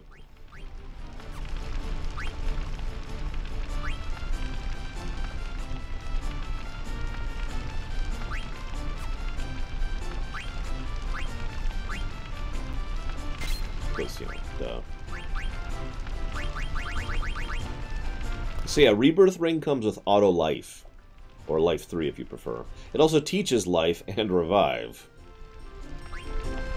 The earrings, which I can't equip apparently,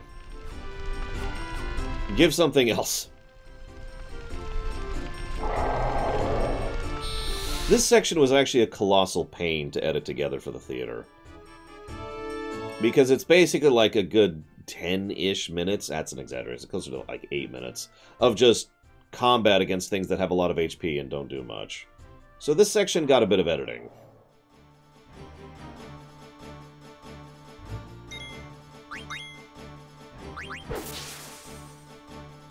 I actually don't remember what Spirit does in FF9. In most FF, Spirit is white magic offense and magic defense.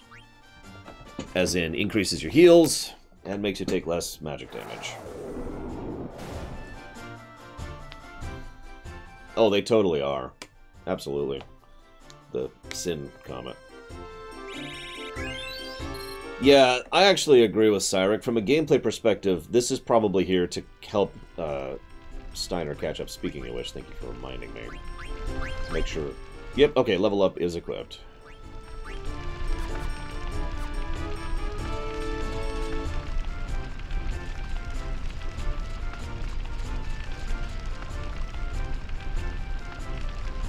I mean, I would say no, Gum Gum, but that's kind of a misleading question. Apparently Spirit affects status effects in this one. That's interesting.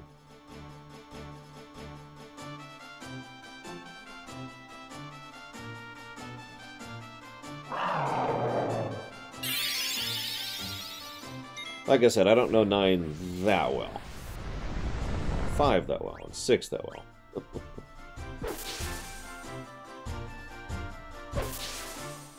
And then Beatrix joins the party! No, I'm just kidding, she doesn't, of course. Why would she join the party? Don't be ridiculous.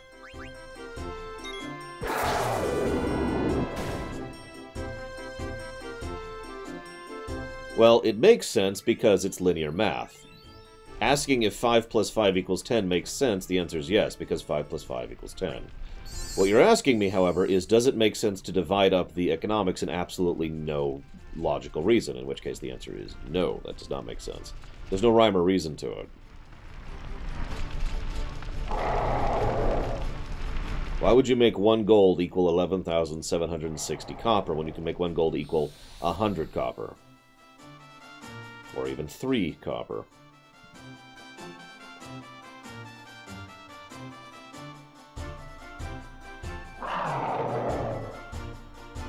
Oh yeah, sorry, I should actually mention this, although obviously most people probably wouldn't be aware of this, but these are actually undead monsters. I'm pretty sure. I shouldn't say that so definitively, but I'm pretty sure they're undead. Which makes sense, almost all of the mist creatures are undead monsters. We saw that in the Aoife tree.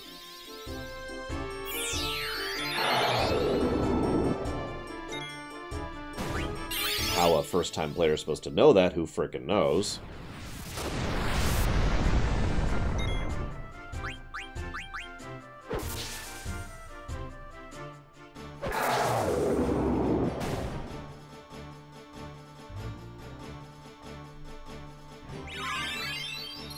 I mean, if you're going to have internecine inflation, you have a horrific problem. Does she have scan? I guess we'll find out in a second here. Alright, guys. I want you guys to argue against me for giving this section a story negative.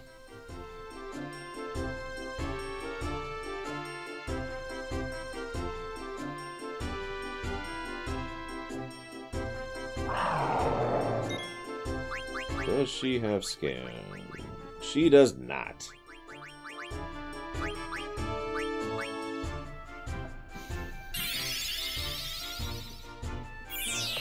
I'm sorry. I suppose I should be slightly more accurate with my terminology. The section that deserves a story negative is basically this entire sequence. Now, I don't mean Steiner and Beatrix. I don't give a damn about them. What I mean is, so Bahamut is attacking... I mean, the document's there, Max Time. Bahamut's attacking Alexandria with no real substantial loss of life or any significant element other than the fact that we have to go out and fight some Mystodons. Which, by the way, we're bowling over. And remember, my Steiner is pretty underleveled because, you know, I didn't actually level him at any point in time. Die now that I said, yep, I knew that was going to happen. That actually happened during the theater, too, funnily enough. But anyways, so, we're smashing through these. Yeah, but you can just pull it up, Max Time. Like, there's a reason it's down there, and there's a chat command to pull it up, so anyone could just pull it up at will, instantly. That's the whole reason. Anyways, so, Bahamut's attacking, and that's awful. And everyone just seems to be just doing fine, basically. Mystodons are everywhere, no one's injured. Then we have a rather lengthy sequence, which I'm willing to forgive, because it's probably happening while this is happening. Because if it was happening after this is happening, that's actually really, really stupid. But, again, willing to forgive it. Let's go ahead and get Steiner up. Speaking of which, because we do need to get him some levels, because he's going to be part of my main character. Or main party, excuse me. But then, all of this is just kind of not good, in my opinion. Right up until we get to the section where we summon Alexander, which is cool. And Alexander is, you know, it just crushes Bahamut, which is cool. And then the Invincible shows up to claim Alexander, which... okay, it's cool. And then Alexandria is hit by basically a tactical nuke.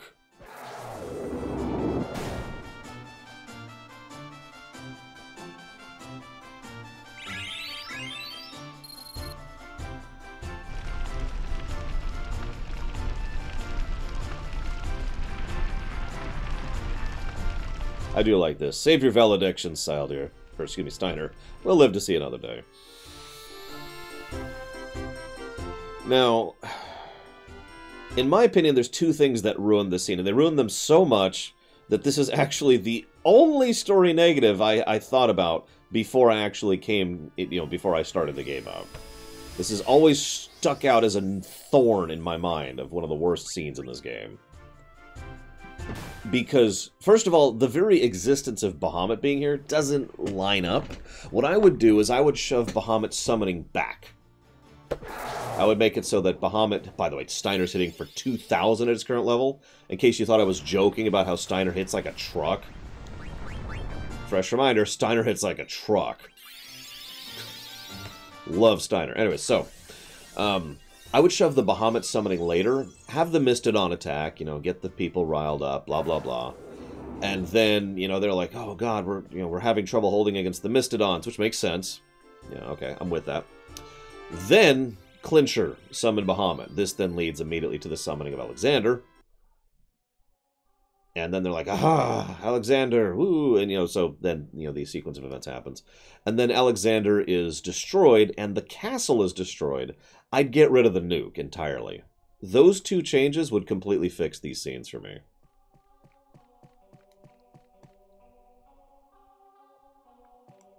But it felt like... God dang it. It felt like they just wanted a big, fancy explosion without any actual thought put into it. Which is a shame, because generally the CGI team is completely spot on in 9. Generally speaking.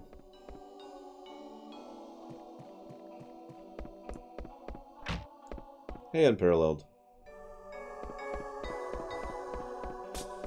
Like, this is cool. This whole lead-up into summoning Alexander, this is awesome. The music slowly getting louder.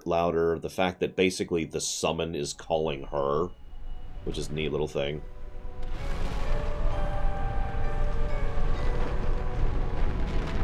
Yeah, but that's not the problem, Max Time. The problem is Bahamut should basically destroy the city by himself. If you're going to summon Bahamut first, then this whole sequence of events should be like 2 minutes long. Total. Because Bahamut absolutely is curb-stomping everything. What I would probably have, if you want to have Bahamut first, Bahamut would show up, start attacking the thing, and we'd immediately cut to this scene. Completely skip the Steiner and Beatrix thing and cut straight to this. So Bahamut is doing tons and tons of damage, and then we immediately try to summon Alexander to compensate. The problem is, you're telling me that basically a Star Destroyer is bombarding a city, and yet it's not doing anything other than the initial bombardment. That's the first problem there. Bahamut is so powerful, and again, Bahamut is one of the most powerful summons. Bahamut should basically be... There's no basically. Bahamut should be able to wipe out this city by himself in seconds.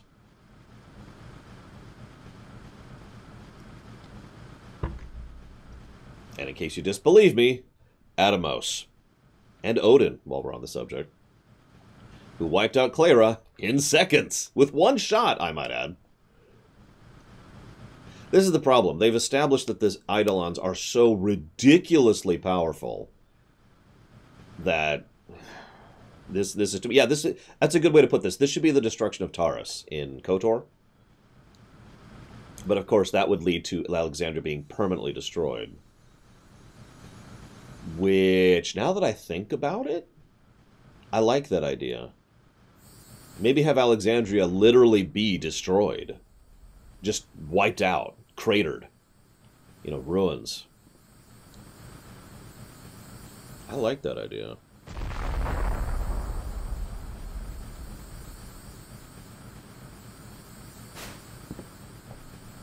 And yeah, maybe the castle itself is the only thing that survives because of Alexander.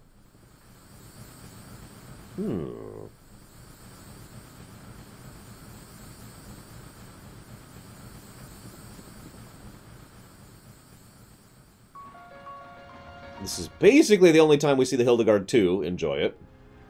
And it's gone.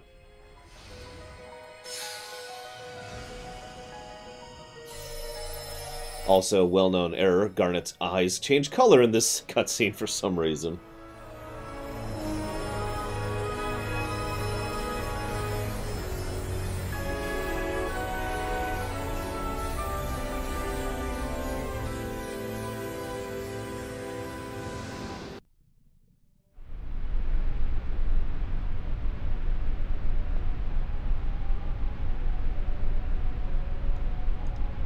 Now, for all my complaints, yeah, her face looks weird. That whole sequence looks kind of weird.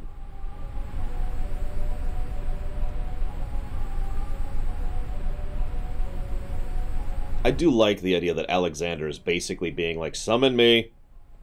Summon me. Come on. I dragged you here. I dragged her here. Let's go. Let's go.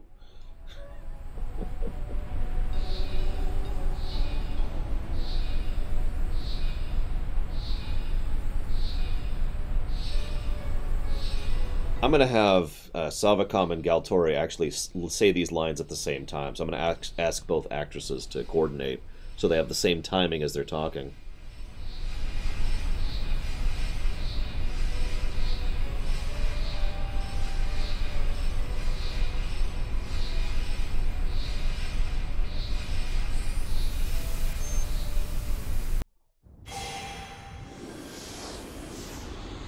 This is cool. Credit where credit is due. This is a cool shot. The wings coming up in the reflection. And then the wings come forward.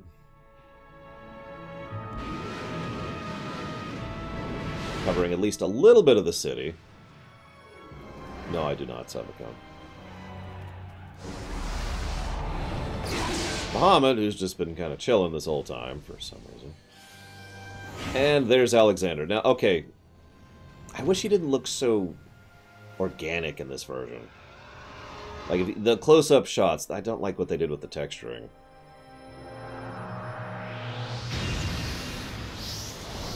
I also love how Alexander's attack is like 100 really small attacks. I love that idea. Rather than one big shot, you know? It's just...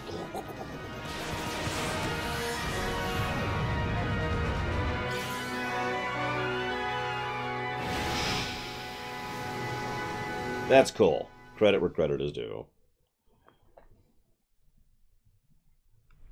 Yeah, massive missile storm of awesome. Hell yes. So you wish to defend the castle. How admirable. Oh, Baha, I've been waiting for you. I called a magic carriage for you. I'm sure you'll like it. There's plenty, Disco, but I can't think of any off the top of my head. So, there we actually see the ship for the first time, for real.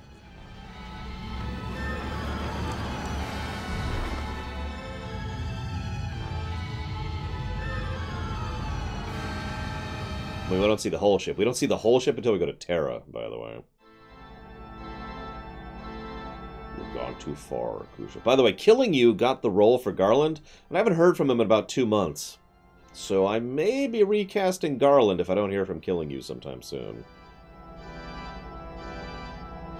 So if you're watching this VOD, Killing You, get a hold of me.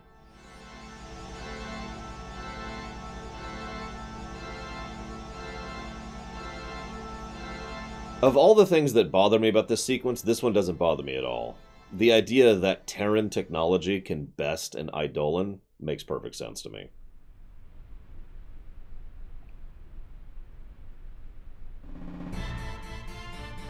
The reason Kuja wanted Eidolons is because Garland controls the Invincible over Kuja. Basically, Garland has higher admin access, so he can't use the Invincible against Garland.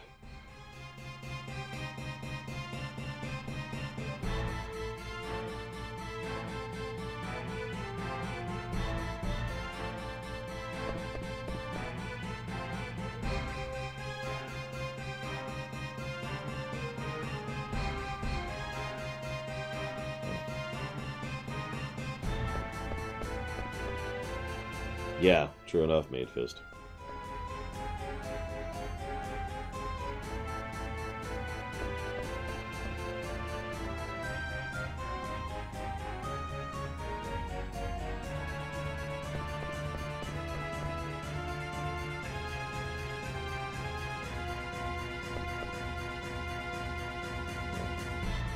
Whoop, dip, dip.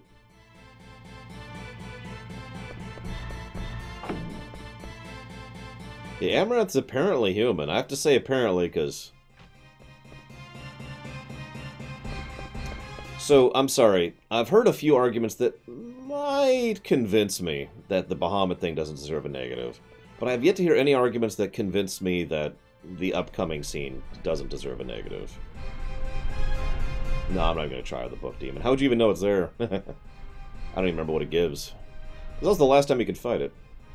So then Zidane decides to go solo for absolutely no reason, even though he dragged them all up for absolutely no reason. Then they spend like 3 minutes talking about why he has to go solo, when this is a very time-critical situation.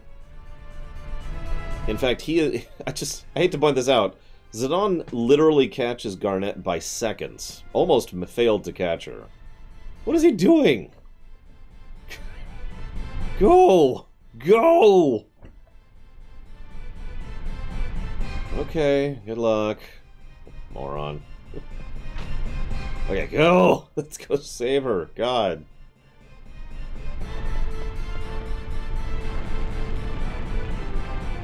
The perfect moment. Waiting. Wait until really, really needs us.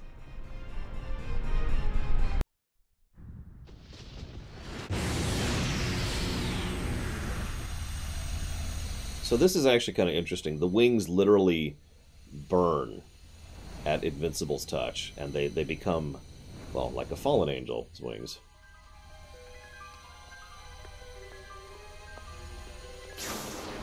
I'm sorry, that's weak sauce. Max time, you gotta do something better than that.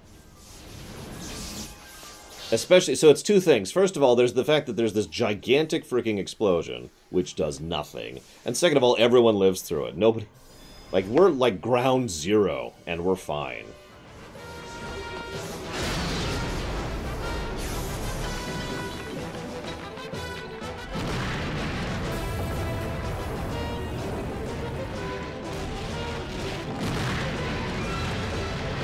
Or to quote another YouTube channel, they survived this. Ding.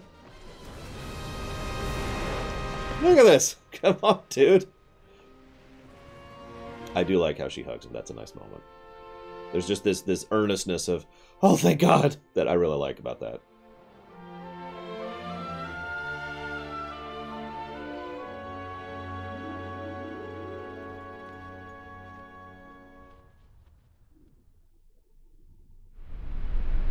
So, they're here at the top of the castle, I want to remind you.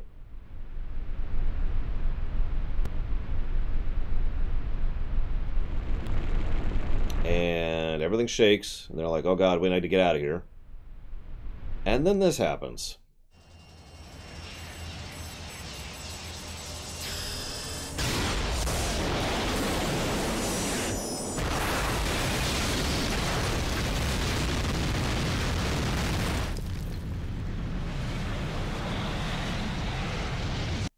Yeah, no, that's a negative. Rewatching it, I'd actually forgotten they showed the top of the castle being devastated by the fire. On top of everything else. That is just whatever. So yeah, Alexandria's fine. And nobody dies. Everyone's fine. If anything, it's mostly a negative for the fact that it's this big flashy thing that does nothing despite logic. So, no. Negative to story. Boop.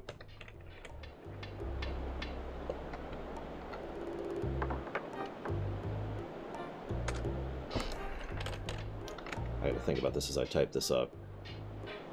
They have a high defense stat. No, they don't. They're like level 10. Oh, I guess Zidane's level 25 or something like that. Oh, man. It would actually have been interesting if... Well, see, I wouldn't want to kill Garnet or Zidane. Which leaves Eiko. What if Eiko died there? Meanwhile, breather section.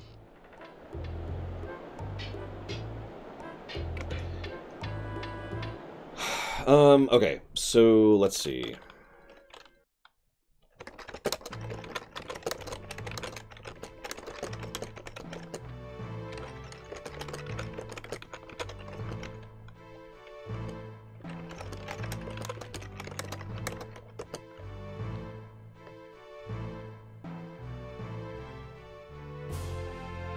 I actually don't know what you're referencing, Max Time.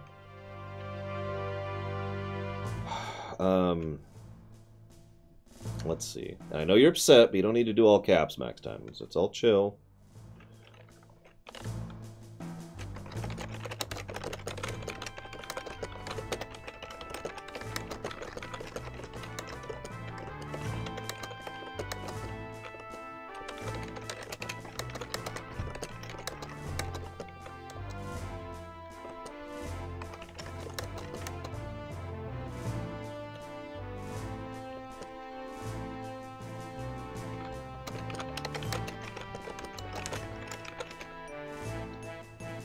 So yeah, negative to story.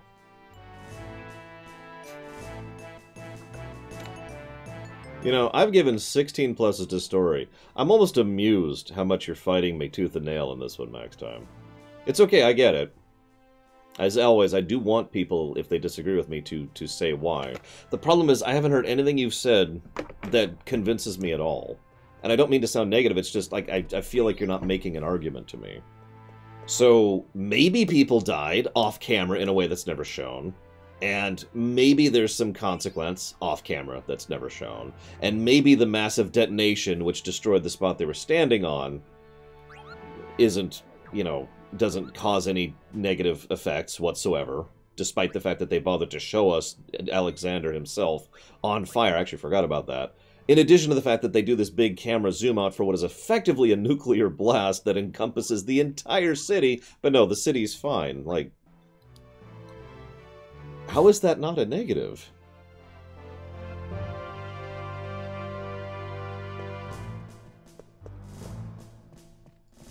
Like, we'll go back to Alexandria, and Alexandria's fine. And nobody named dies. Now, that is significant for me, because obviously, for example, if we were to kill all the people in Clara, you know, they all die. That's not shown implicitly. But unlike the Alexandria situation, the people in Clara actually frickin' die. Whereas if we go to Alexandria, everyone's fine. They're just like, oh no, we've got to rebuild. Again, it wouldn't take much to actually fix this for me. And it's not like they can't. They've already shown what this is, this kind of consequence, twice. Once in Clara, actually, excuse me, 3 times. Once in Burmecia, once in Clara, once in Lindblum.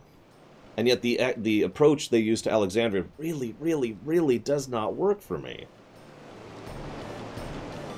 Now, if I was to speculate, I would say the biggest reason why it doesn't work for me is because they really wanted to show a big, flashy, super awesome explosion because they were playing around with the new CGI that they have, and so they just wrote around that, basically.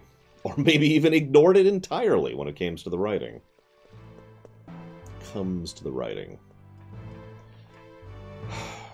It is also worth noting that at this point in the story, or excuse me, at this point in real-life history, this is about when Square started really moving towards flashier CGI rather than significant CGI. Which is a damn shame. Now, obviously, that doesn't apply across the board to FF9 or FF10 or FF anything after this point. There's still decent cutscenes in all of these games, but that is definitely a shift that they started moving towards. 13 probably being the biggest example of that. Like when they really jumped into, it looks cool. What's it mean?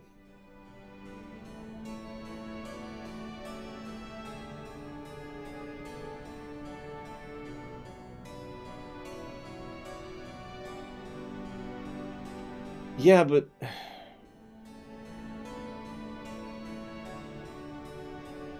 like, okay, I'm sorry. If I see an explosion like that, and I did assume this the first time I played this game, Alexandria should be a crater. There should be nothing left. At all. I can't even... Alright, I'm going to chill here for a second, because Max Time's actually pissing me off. And I don't want to do anything I'm going to regret. So... Okay. Let's assume for a moment that we have... give me a second. Let me think about this for a minute.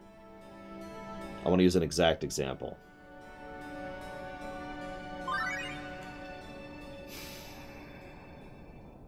I've got it. Let's assume, this is a perfect example. Let's assume in FF9 that Odin is summoned and flings this giant shot down at Clara. And Clara has this big, massive explosion where Clara is blown apart, right? Now let's say that afterwards you go back to Clara and Clara's still there and there's still people who lived. There's still people who survived. Now we can assume that some of the people actually died off camera, never mentioned, but there are still people there and Clara's still there. Because that's exactly what just happened to Alexandria. Big, huge, massive devastation, which is just kind of fine.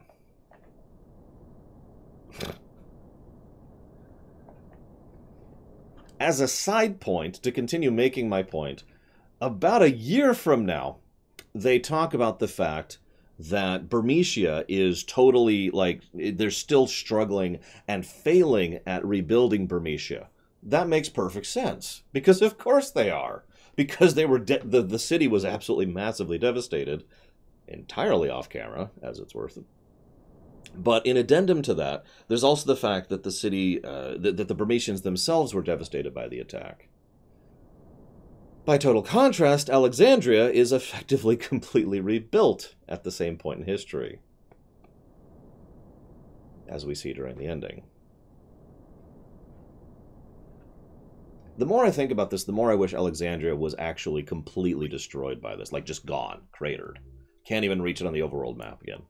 Like Clara, because we can't go back to Clara. Clara is a crater. It's gone. Hi, Cord. Or maybe, actually, I kind of like that Clara being just a stump that's growing back. Man, that would work.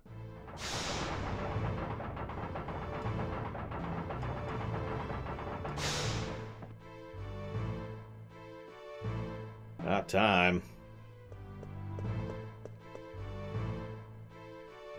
What, you follow me or something? You haven't given me an argument. You've just been yelling at me, Max Time. I am trying very hard to give an argument, an actual point that apparently is not bullcrap, and apparently I'm failing.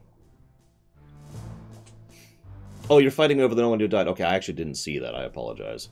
Sorry. I was deliberately ignoring you because you were pissing me off. I apologize. The nobody died thing.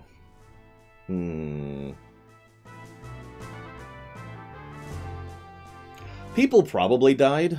My problem with this is, again, to rewind a second, to use FF9 as an example of doing this properly, they went out of their way to show people dying or being dead in Burmecia, Clara, and Lindblum, right? We had the corpses all over the town in Burmecia. Clara, obviously, you know, duh, right? And in Lindblum, we saw people being attacked and destroyed and pulled out. And again, corpses when we go back to Lindblum. Yeah, we had people in grief. There's a great scene in the theater district. I bothered to show it on this particular playthrough, where there's a woman who's like, "You don't understand. He's in the industrial district. You have to send me to the industrial district." And the child's right next to her, and if you talk to the child says, "Mommy, why are you so upset? Why are there so many tears?" You know, where am I going at this point in the game? I'm trying to remember which point of the game I'm at all of a sudden. I think I'm going to the theater district. Oh, nope, I'm totally wrong. I'm going to Sid. My bad. Thank you. God, you can tell I'm really off topic here. So. Now, what I'm going to have to do is I'm going to have to go back to Alexandria after this and see what kind of impact they show of it. For obvious reasons. Up, lower.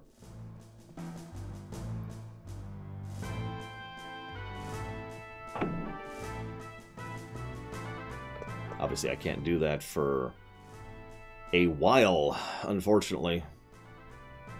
I can't do that until, oh god, until we get back from the volcano, can I?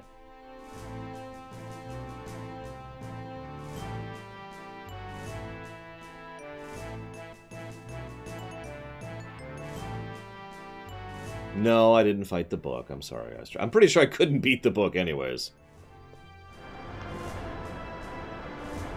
How do you get there before? Real question. I'd have to check the map then. I don't know a spot where I could get up there. She's probably upstairs by the telescope. Didn't I just go talk to her? Whatever. Oh, I didn't know Alexandria had a port. What do you know? Meanwhile, so this is chapter 9, I believe, at this point, in the theater. Galtori and I actually had a lot of thoughts and discussions back and forth about how we want to do Garnet for this section. And I'm not timing out max time, don't worry. I did start to lose my temper. I caught it. I walked away for a second. And I do apologize for losing my temper. Nothing else, but I do apologize for losing my temper max time. I'm sorry. But yeah, so obviously Galtori and I have talked about how we're going to do this. And we've had some thoughts back and forth. And I'm trusting her in how she's going to do this. Because there's a lot of lines that she has in this chapter, which is basically ... And we've been debating whether it should be literally silent or if there should be like a, you know, just a barely audible sound there or something.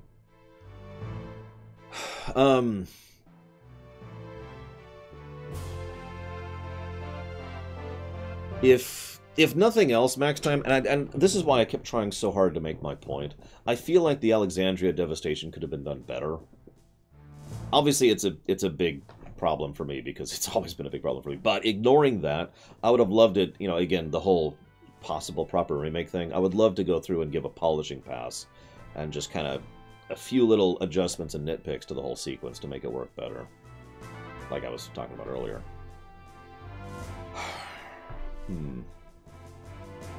So you mentioned the energy explosion thing. Well, actually, you gave me an idea there that I think would be kind of neat. What if, like, as part of the sequence, the soldiers and the people were all dragging all the people towards the castle, which would make a degree of sense, right? You bring people into the castle walls in times of crisis, right? And then maybe the actual destruction, like you say, was completely external.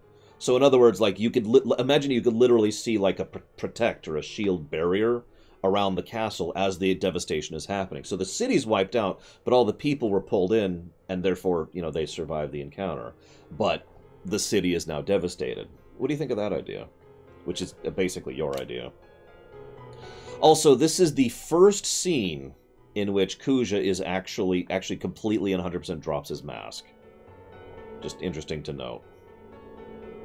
I gave some pretty particular direction to random for this scene because I wanted to be clear that the mask has dropped here.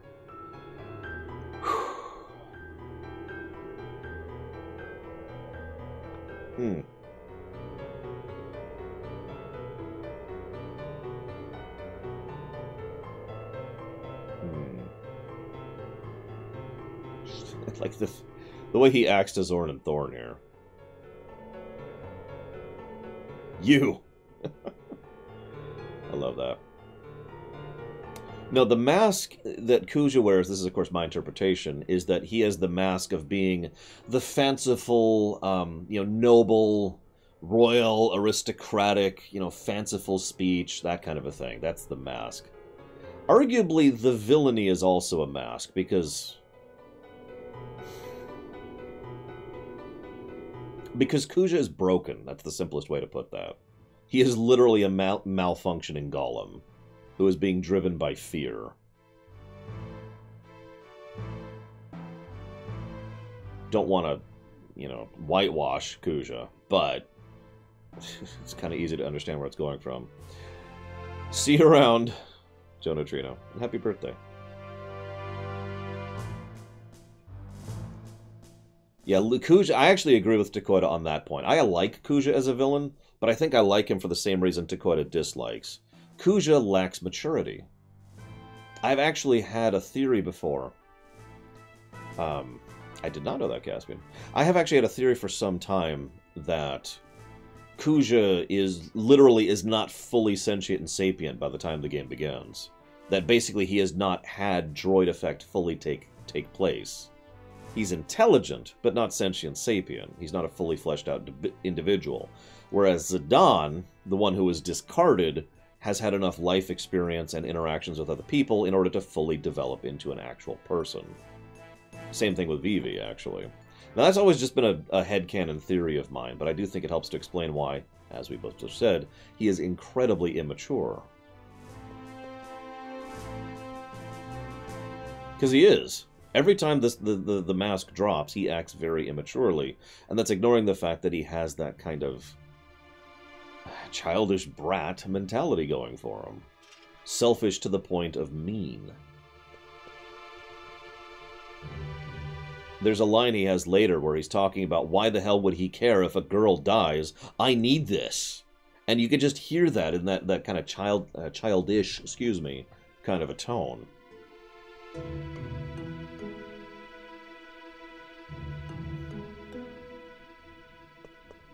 Which, of course, is all on Garland, which is all on the Terrans. And I know I say that a lot, but screw the Terrans. God. Screw the Terrans. Where am I going? Guest room, guest room. Okay. So one more little nitpick to go with what you were saying, Max Time. You know how there's that big, like, bluish, purplish explosion? Here's an idea. Imagine it goes, but rather than just devastating out like a bomb detonation, imagine it kind of goes out and then, like, folds up and then folds in, and you see the beginnings of it actually being literally sucked in the Invincible. Because we know that, excuse me, we know there's tons of souls in the Invincible. Kuja uses them later in the game. In Chapter 12. Actually, yeah, I would say there's a lot of similarities between Zant and Kuja. Oh yeah, no rush, Max Time. No rush. Still feel bad.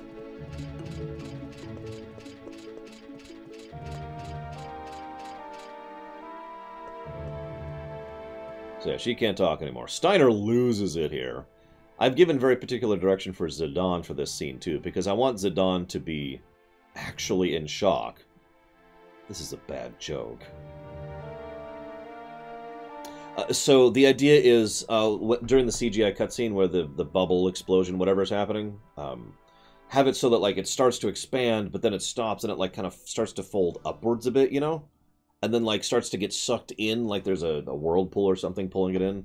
You don't have to show the whole sequence, although that'd be cool. But the idea is the implication that it's getting pulled into the Invincible as it's expanding. Like the Invincible's acting like a vacuum or a black hole to it or something like that.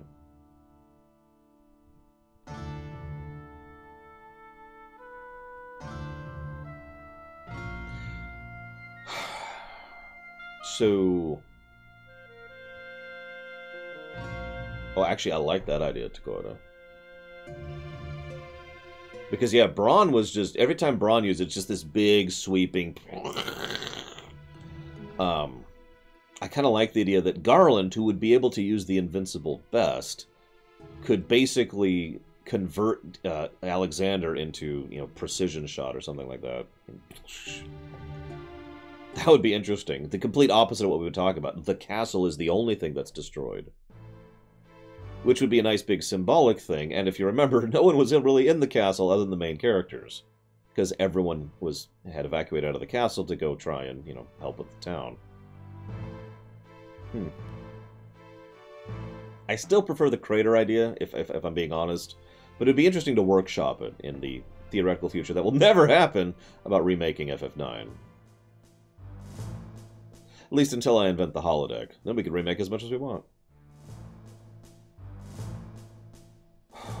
So... this section of the game...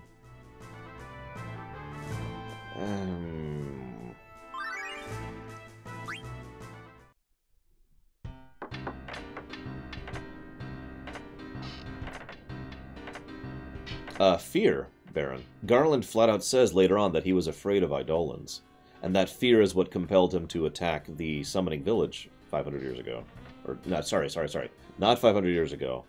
10 years ago, I think it was, or 8 years ago. They say the exact amount, but it's much more recently. When Garnet was just a child.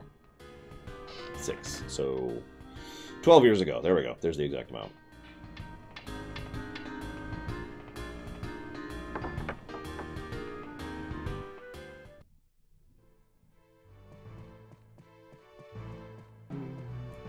Or maybe it's 10 years. I don't freaking know. I know nothing. Ignore me. Yeah, this part of the game loses me.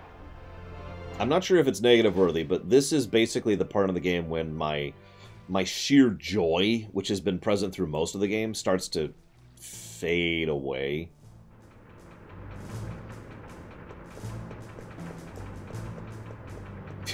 Oh, hey, is that Aaron? Nope, that's not. Oh. So, see you around, Darth Tyrant.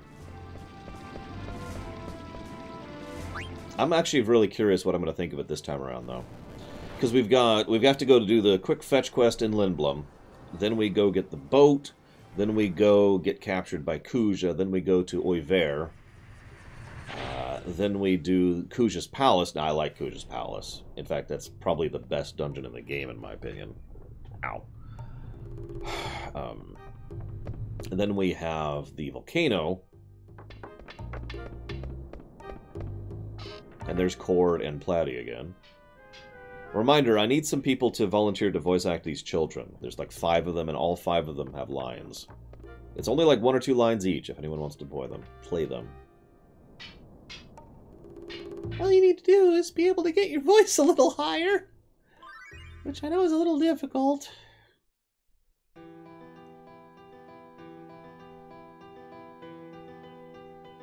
Best boss fight in God of War?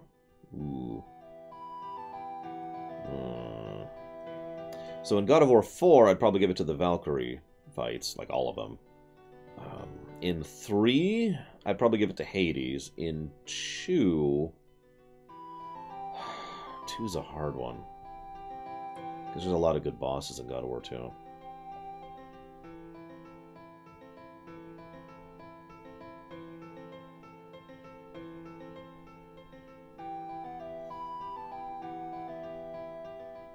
I actually don't care for the Zeus fight in 2, mostly because of the QuickTime events. Perseus, though, that is a fun fight. I mean, I like the Perseus fight. I like the Colossus fight, extended fight. See, all 5 of these guys have voice acting.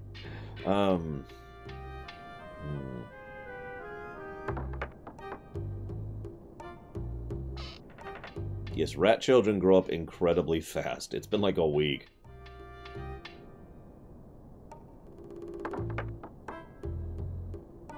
That was a good fight too, Zach Taft. Oh, whoops. Yeah. Ah! Oh my god. That is a valid argument, Max Time. And I admit there's a reason that's still sitting on the tentative negative. I've really been torn on that one. As ever, the core definition of a negative is whether or not it detracts from my enjoyment of the story.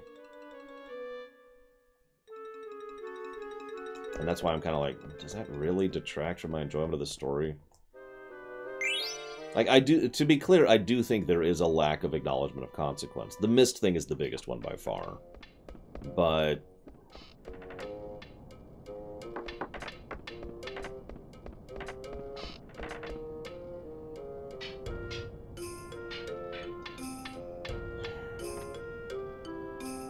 you know what's funny is I have a really big feeling that FF6 is going to get more negatives than I've already given to this game. I've said it before and I've said it again, I don't think 6 is going to score the best of the FFs. And that almost makes me feel sad, but I do think that, I really do. I've been processing in my head for about 2 years now what I want to do with a review of FF6. I love this. I'm going to go turn Sid back into a human. Bye! I love that. In fairness, there's probably going to be more story negatives from this point onwards. Probably. Again, I haven't decided. But, like I said, this is when the story starts to falter for me. Hang on, so I got... I need to go to business next.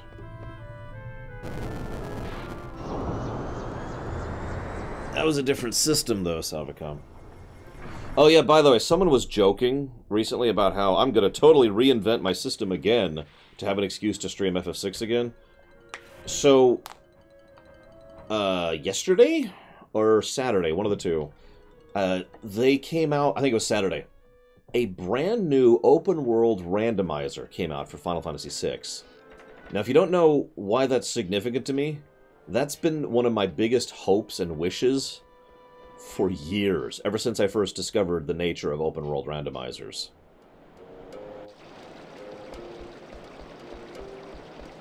Now, it's very early, it's still in beta, but the mere fact that someone has successfully managed to make an open-world randomizer for 6 has me giddy.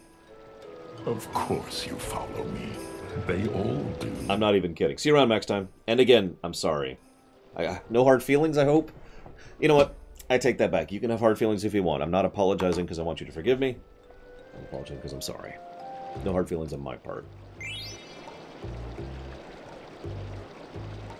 I need to go see who just donated. I think it was Vigilant.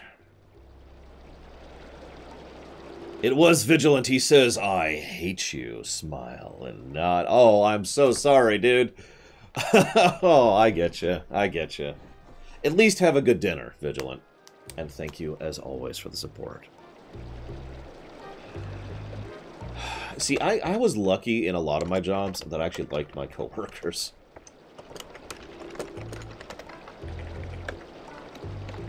Good conversation starter.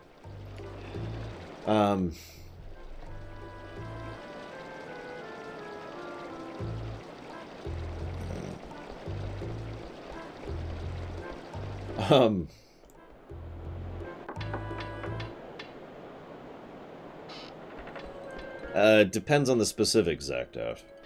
Like, what you just said reminded me of the movie Star Trek Into Darkness. And in Star Trek Into Darkness, the ship is knocked out of warp and has no warp drive and goes from Jupiter to Earth in the space of about 2 minutes. There is a Mystic Quest randomizer, but not what I would call a good one. The only kind of randomizers I enjoy personally are what is officially termed as open world randomizers. Most other randomizers are basically just, let's swap the stats out, which doesn't test your skill or your knowledge of the game, because it's basically just trying to play a new game at that point. No offense, it's just I have no interest in that. In fact, there's already been 3 randomizers for FF6 that are not open-world randomizers, which I have no interest in. Like, imagine if I'm playing FF9, and all of a sudden an enemy pops in, and it has randomized stats, and randomized weaknesses, and randomized loot drops, and randomized experience, and randomized AP. Okay, so it's just another new enemy. I prefer open-world randomizers because the whole point of that is it tends to test your skill and knowledge of the game. And it's all about routing at that point. It's all about trying to figure out how you want to do what, when, and where. That's what I really enjoy about randomizing. I don't know, I tweeted about it, Valvedrix. I don't remember the specific thing. A fog gate randomizer? So if I'm not mistaken, that's one that swaps the bosses around? Correct me if I'm wrong on that. Where am I going? I'm going to Cid. What kind of force does each main character in FF9 fall? Oh, like light or dark? Which version of the force are we using?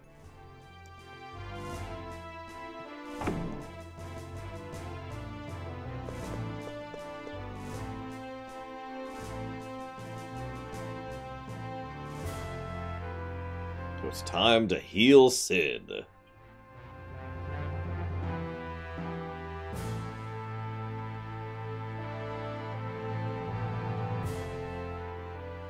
Yeah, it's actually called the Worf Effect, Gum Gum.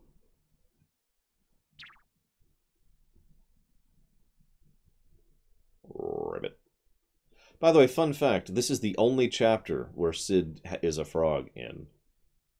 So Darth Tyron is going to have to do the frog thing, but only for one chapter, because he's actually cured by the end of chapter 9.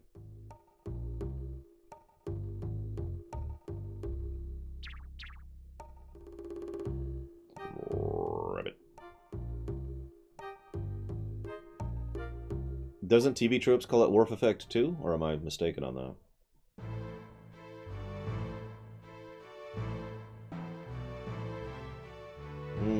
Gotcha, Regibrox. So that's a door randomizer, which I believe is, I don't know the official terminology for it, but that's what I hear it referred to as usually. Because that's like basically changing where the teleport tiles are, that kind of a thing. Now I've already cheated for this one, so yay. We've already cheated for 9. Although we may never have to cheat again.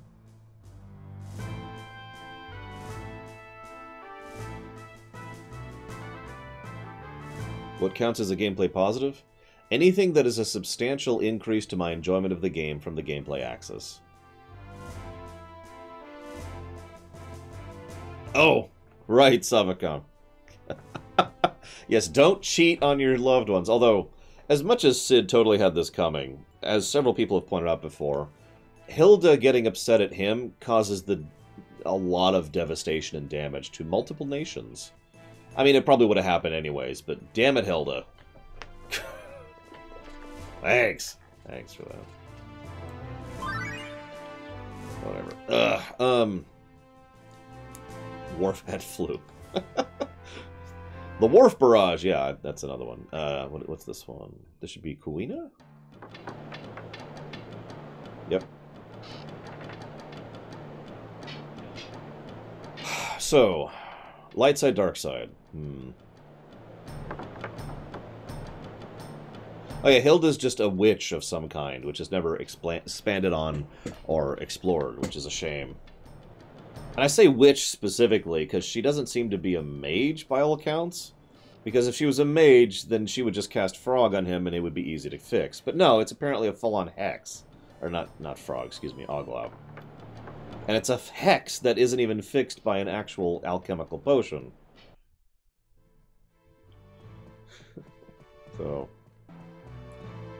I spit on it, Gum Gum? I think it's the best way to put that. She's a hex lord. Oh my god, she's a troll. As in a literal troll. Where am I going? Here. So, light side, dark side. So Zidane would be very clearly dark side. Vivi would be light side, very clearly light side. Steiner would be... Steiner would want to be light side, but is actually dark side.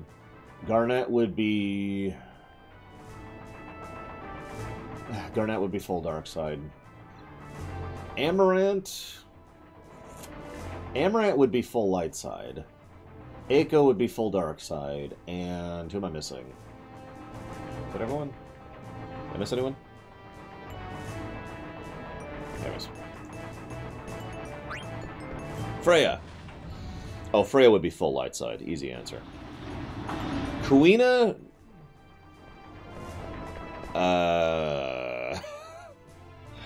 Kuina doesn't even have the Force. So whenever I play a particular version of the game, Vendalia, I review that exact version of the game. So I am reviewing the Switch port of FF9, very specifically, the exact game I'm playing. Hey, it's Shadow Machine!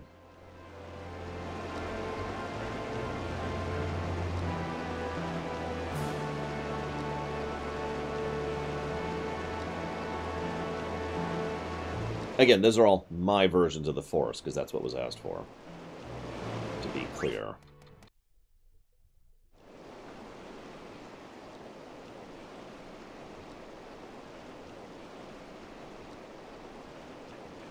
Kuina, who finally is rejoining the party after a really long time. We haven't actually had Kuina in the party since Conde Pete.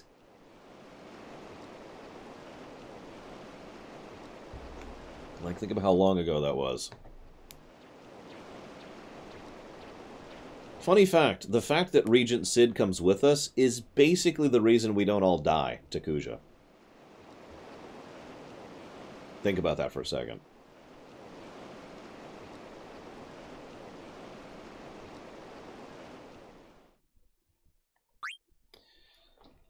So I got to debate something now, believe it or not.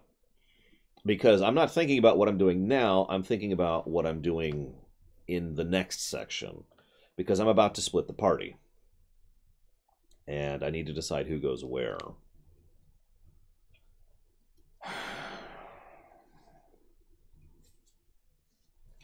Let me look something up real quick. If you'll forgive me.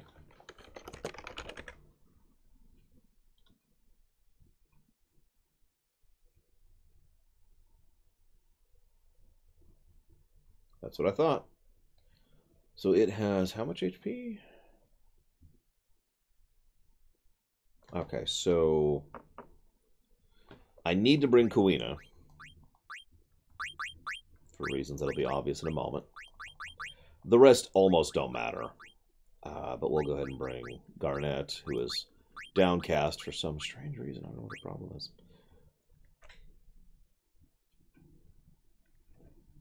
Someone do me a favor and write down the number 3,730.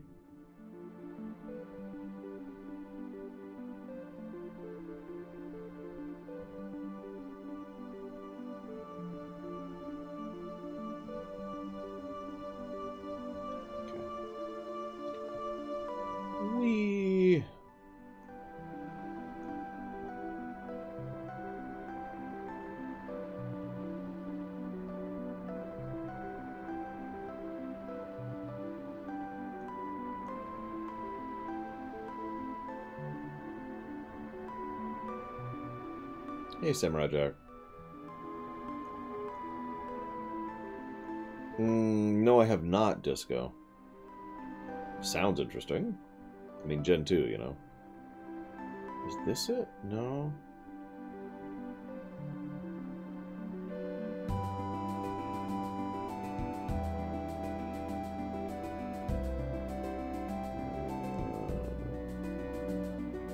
Is this it? No. I'm trying to find this port for Alexandria.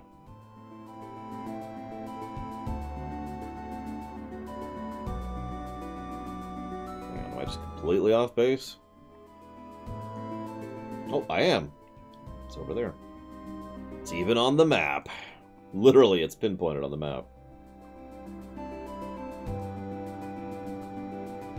I gotta admit, an FF9 open world randomizer would actually be pretty cool too, but then again, I'd like an open world randomizer for a lot of games, so let's not get into that.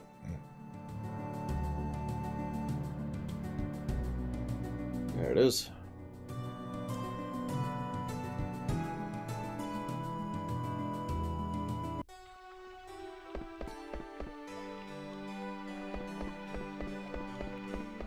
Castle's fine.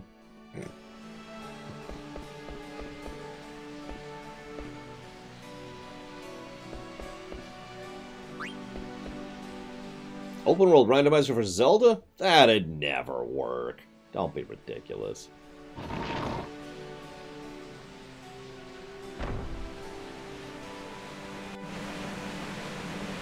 And I guess that'd be amazingly cool, Alex. I guess.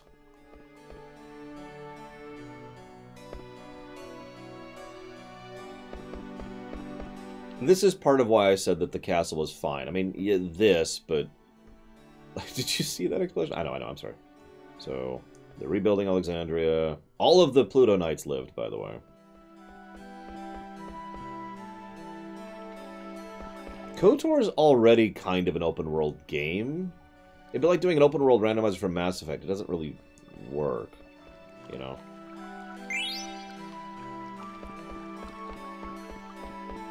Oh god, you're probably right, Dakota.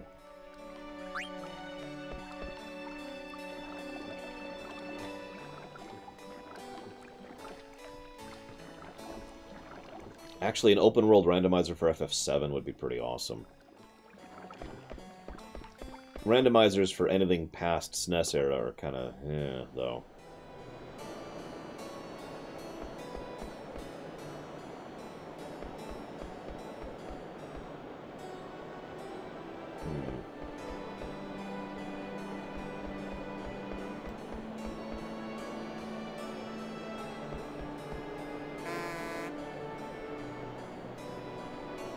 Majority vote will determine the policy to be submitted.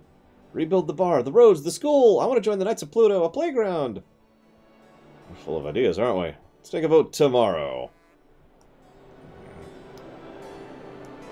Anyways, what do I expect from Halo? Nothing whatsoever. Really, I have no expectations. You idiot, you call yourself a chef. Treat the tools of your trade with more respect. The city needs to be rebuilt. Yours is... we all have a place. Yours is to cook delicious food for the people of this city.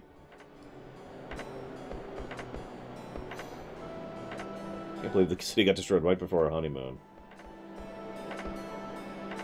He always had bad timing. Ouch! Such bad luck. I just moved here from Lindblom. Our shower's broken. I feel yucky. My grandma would have finished Illy's new dress if I didn't demand food all the time.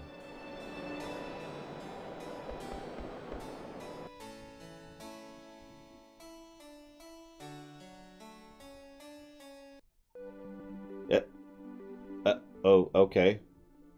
Let's go back into town. I didn't think that would put me at the exit.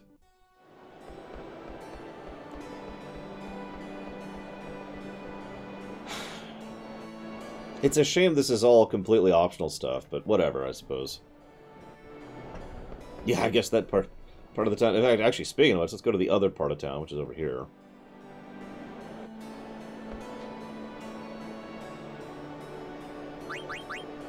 Would you like to synthesize something? Well, yeah, of course I... Ooh, I actually would like that a lot. Where do I get a Gladius from? While we're on the subject... Can I make... No, okay. I know where the weapon shop is. Yeah, there's no real death and suffering here, which is almost weird. Unfortunately, that kind of codifies the negative in my mind, but I do like that they at least did something for this. If you bother to come over here. I tend to like those kind of little optional things.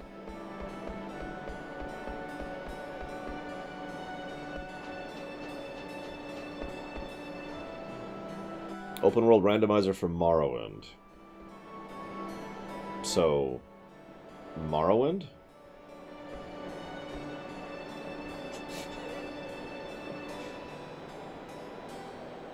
I mean, in all sincerity, Morrowind's kind of already an open world randomizer. There's not a lot of randomizing that you can really do there.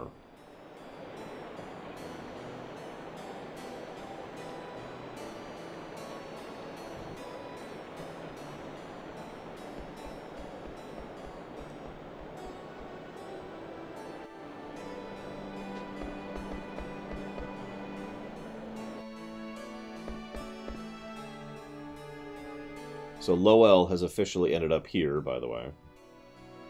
This tiny theater is unworthy of my talent. Well, it's the only theater on the continent, buddy. Take it or leave it.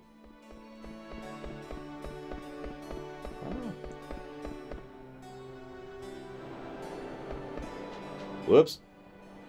Sorry. In Mario Odyssey, so once you've beaten the game the first time, Dream Whisperer, slight spoilers, you can start doing stuff with the cubes, and they unlock more moons and more quests you can do later on, basically.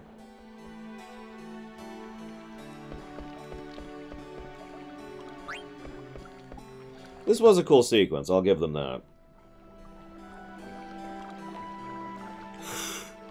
Oh, excuse me. Oh, oof.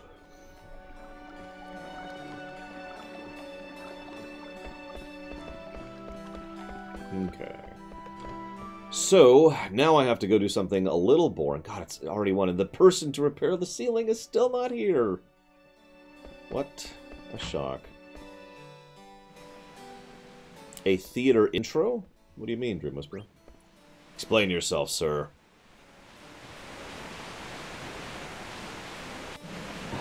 That's true, Alex. Very true.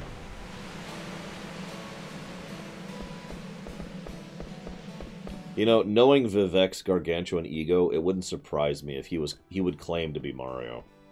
Like, I could picture him doing that. No, it was always me. I was the one who saved the world and the princess all those times.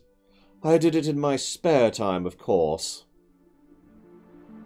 While I was practicing my cure for cancer, which I've hidden on the moon. God, I hate Vivek so much. Alright, let's get some good RNG here. Because I would like to do something here.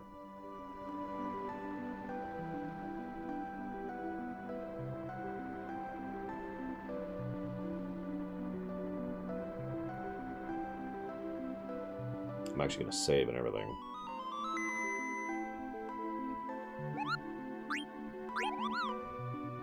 What was that number I asked you guys to remember? It's 3,000 something. 3730, thank you. Come on, good luck. I think Zactaf is trying to shake people down for money. Don't be intimidated, Gum Gum.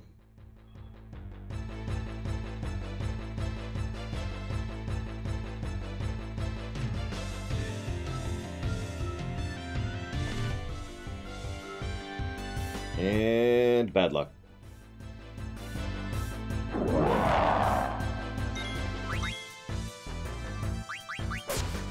Remind me to change her equipment.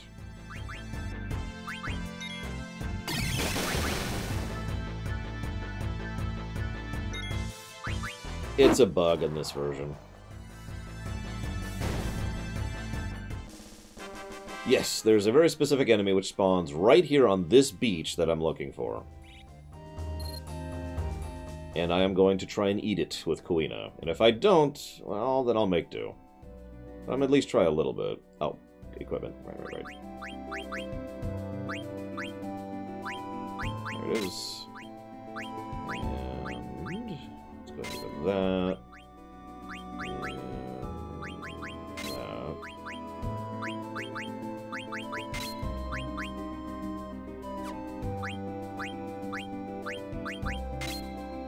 No, Slifer.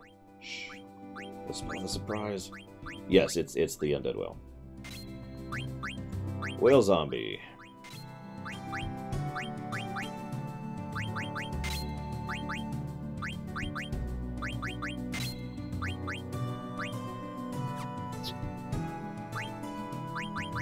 Really wish I could have...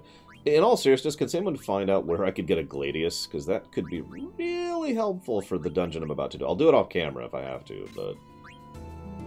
really use that. The Gunlich and the Whale Zombie. Oh, God. That's actually kind of horrifying.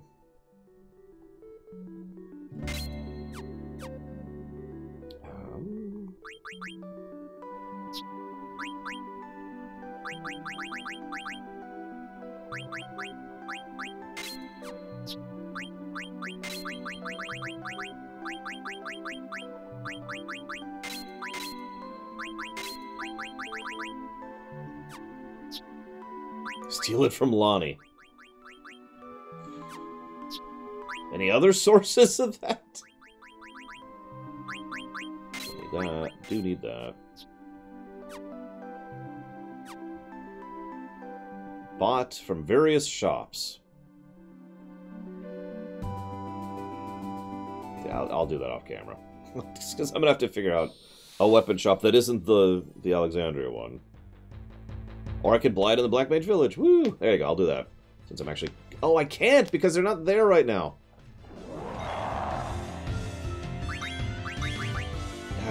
Okay, Dane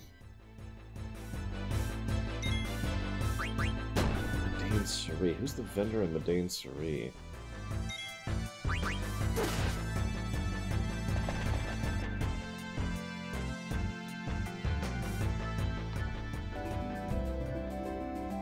I think I could get to Treno from here. It'd be a trip.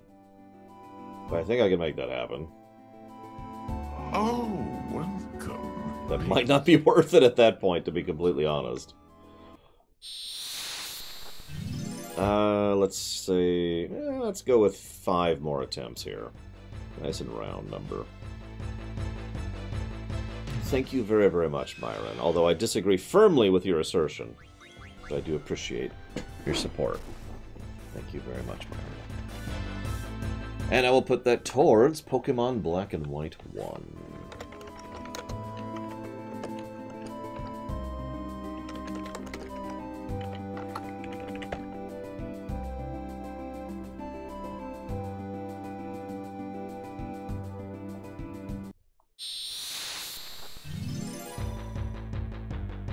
So, 1 attempt down.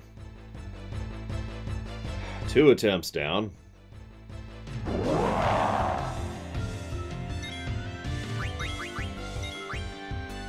Yes, okay, that is correct. We're going to Kuja's Palace. That's literally the next step.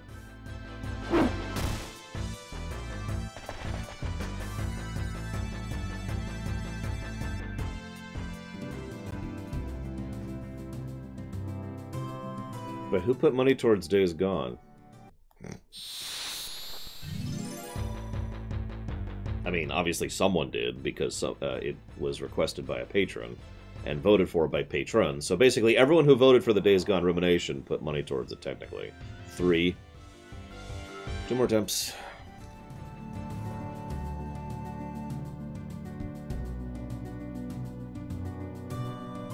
Nah, Alexander was completely outclassed. Okay, don't you understand? Come on. Nope. 1 more attempt, and then I'm just going to give up on this completely.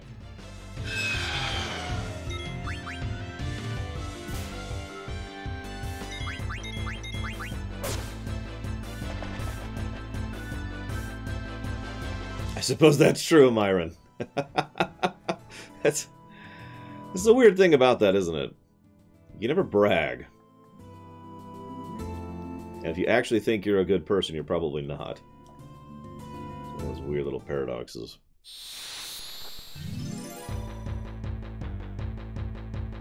Last attempt. Nope. So, there are, of course, other places you can get the zombie whale. However, the place I usually see it gotten is right here. That is, of course, for the speedrun. But I'm just having atrocious luck, so I'm just gonna give up. Ugh.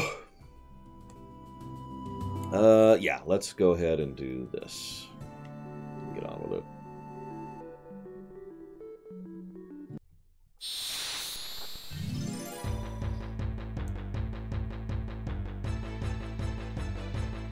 Why do you hate the invincible, Kay? Real question. Oops. I'll actually start defeating encounters now because, you know, I'm not trying to get a specific encounter anymore. Race Cat, that is a good question. If you figure out a good answer to that, let me know.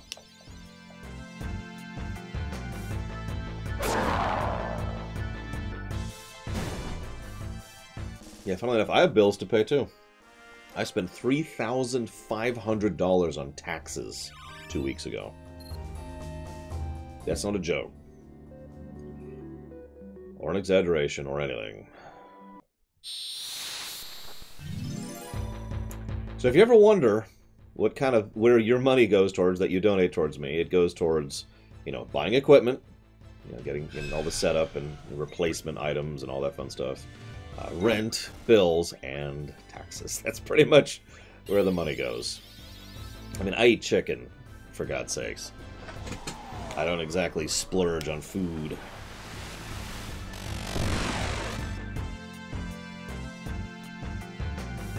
One of my favorite ways of describing taxes in the States is taxes are unpaid loans that are forced upon you by the government. Now, in case you don't get that, I want to explain that, because this is actually important. What it is the taxes that you pay in to the federal government, they actually will put that into investments to make money off of them, just like a bank will. But then, you get money back from that as part of your tax refund. However, the tax refund they give you has no interest on it. So basically, they just give you the amount that you weren't supposed to pay, and they keep the excess. What happened to Laura Cooks? That's a good question, Caspian. I take it you don't watch my show because the last episode of that went live just over a week and a half ago. And another one will be going live this week? I'm very confused by your question, Caspian.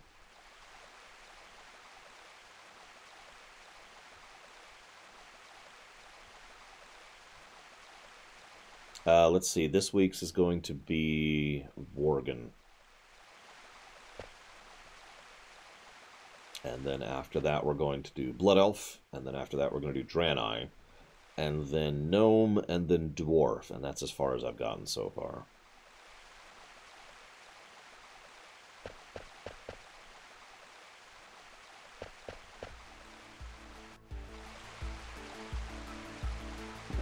I'm pretty sure I could fix the real-life economy if I had absolute power, Gum Gum. That's about what it'd take, though.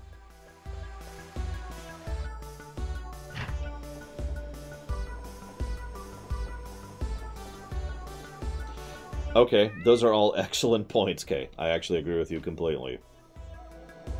The Invincible is a wonderful symbol of the Terrans, which I've said many times are the things I hate most in this game. Not hate as in dislike out of character. I mean, they're despicable and horrible and evil. There's a level of just horrific, negligent selfishness to the Terrans that bothers me. And the other relation... Yeah, I think Ice Tray's in this scene. The other relation to Dark Souls, of all things. Because one of the big themes of, at least the Dark Souls stories I'm aware of, is when things are being dragged on way too long and should probably just be allowed to die and move on. And that's the Terrans in a nutshell. Bobby Corwin is a reference to Final Fantasy V, Alex. If you don't get it, think of the first two letters of both names. I feel like Platy's in this scene for some reason. I don't know.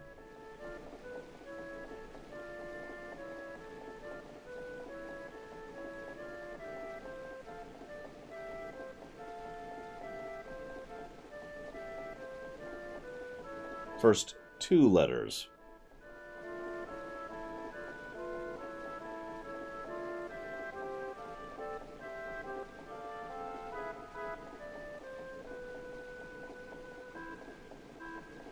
But yeah, no, it's Boko. That's the reference. Yeah, Moff said it in chat. Boko. From FF5. God, people. You're just trolling me now.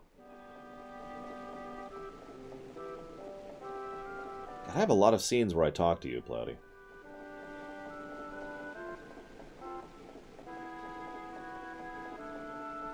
It's just like real life. Oh, that's true. I forgot that Boko was in FF8. Because most people don't do the Chocobo stuff in FF8, because the Chocobo stuff sucks in FF8.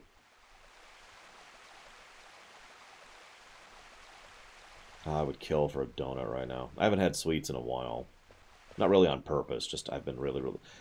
So, when I do a lot of recording, I can't have anything sweet because it'll weaken my throat, and I'm talking a lot. So I basically haven't had sweets in like 2 weeks. I know, whoop-de-doo, first world problems. But still, I would really like a donut right now.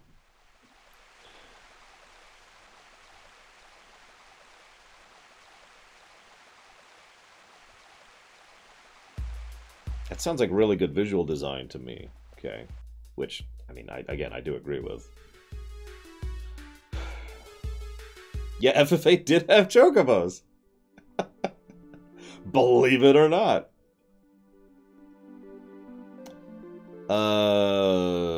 So it says you're subscribed right now, Racecat.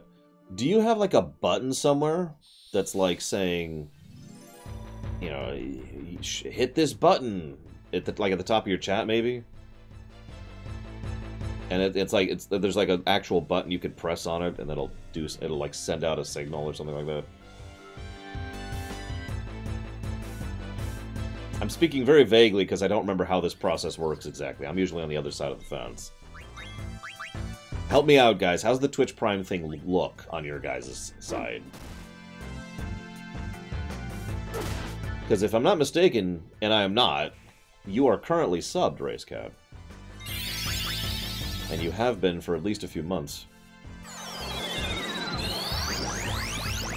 So yeah, like you and I are... Oh, this is not worth my time.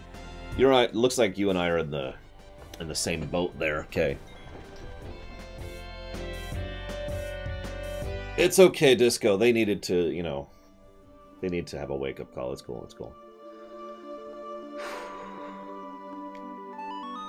Do you think I should bother to get the whale?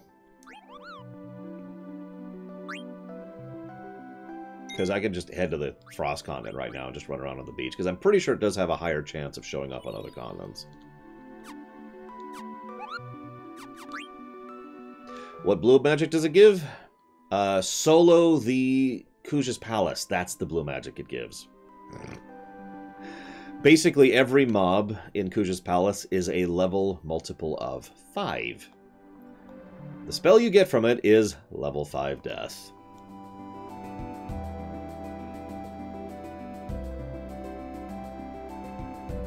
In my opinion, the most useful... Yeah, no, I'm going to stand by that. The most useful blue magic spell in this game. I mean, there's other decent blue magic spells, and we've talked about that, but there's just so much usefulness for level 5 death. Especially if you want to level, ironically. Oh, I'd kill for that funnel cloud. The subway right by here is actually a bad subway, which I was very sad to find out. Oh, that might be it. Yes, that is actually massively going to affect my schedule, Foe0. I'm not sure what I'm going to do about that yet, to be completely honest with you. Because we were already going to have a poll to decide if we play FF7R the day it comes out, or excuse me, the day after it comes out, or a week after it comes out. But we can't do that now because a week after it comes out, Cyberpunk comes out. So I'm really confused about how I'm going to deal with that. Is that? No, that's not it. That's not it. Command failed. Galtori can't concentrate. Yes, Hesplo. It's basically already a drinking game. Speaking of which, everyone take 2 drinks.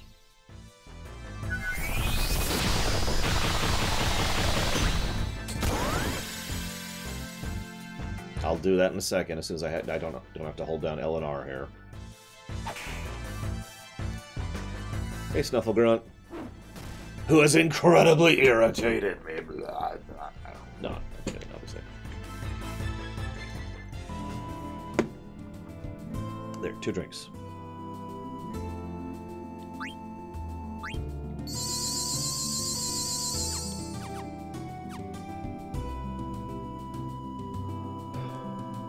Well, that's always the problem I have, Kay. I've talked about this before, it's literally a lose-lose situation for me. If I play the day... Hey! 37... What was the number? What was the number? Whoa. It was Race Cat! 3,700, okay. So help me keep track here, because he actually hits like a truck. And I am carrying someone who can't do anything, maybe. So, first of all, thank you very much, Race Cat. Now that I have confirmed you're not horribly lying to me. But I will absolutely put that towards VTMB1. You got it. Okay, so... So, 1,070. Oh, Mango and Mandarin sounds awesome right now.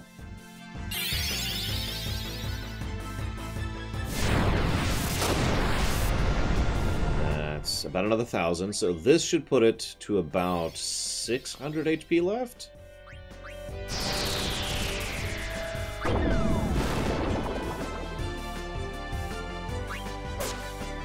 Yep, this should do it.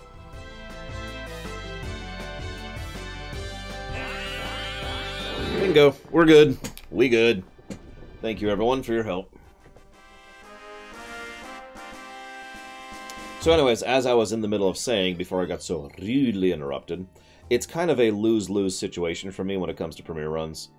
If I play the day of, I'm going to miss out on people who, you know, want to play it themselves. If I don't play it the day of, I'm going to miss out on the initial hype and the people who want to see if it's any good before they pick it up. No matter what I do, I'm losing people. So, lose-lose. That's why for the bigger releases... of which I think there's only 2 this year. I just let you guys vote on a poll. And say if we're going to do it initially or later.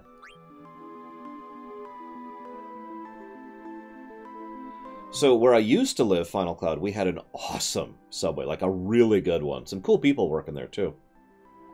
And they made the best wraps. I love the shredded beef wrap. Oh my god.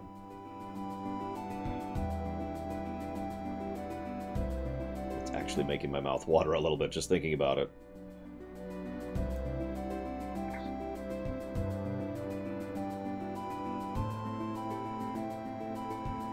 Oh, I can never remember which one it is.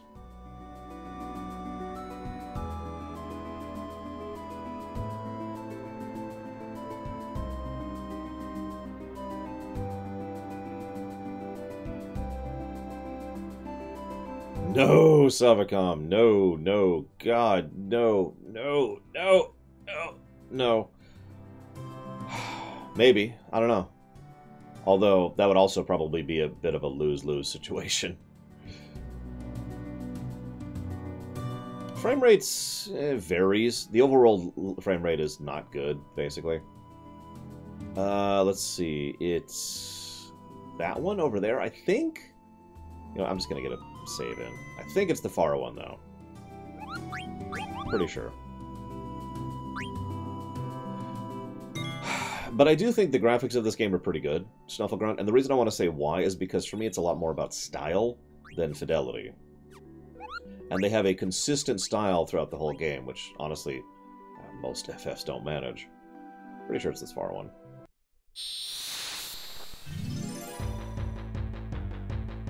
It looks better off the... Oh, Jesus Christ, run. It looks better in combat and in cutscenes. This is also, I believe, the second Final Fantasy to have the same combat sprites as they have... Oh, no.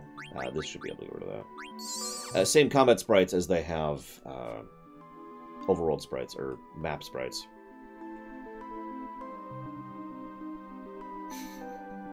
Not that often, Reggie Brock, but I have done it before, obviously. Oh, does Antidote get rid of Venom? God, I'm an idiot. Reminder, Sid being here literally saves the party.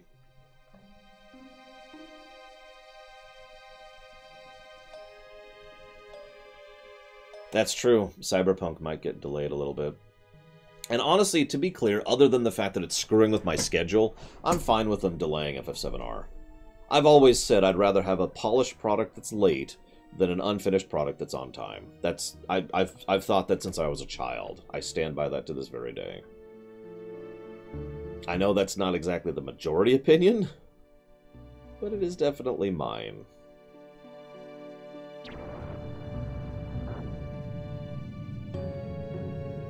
That's also true, Dakota.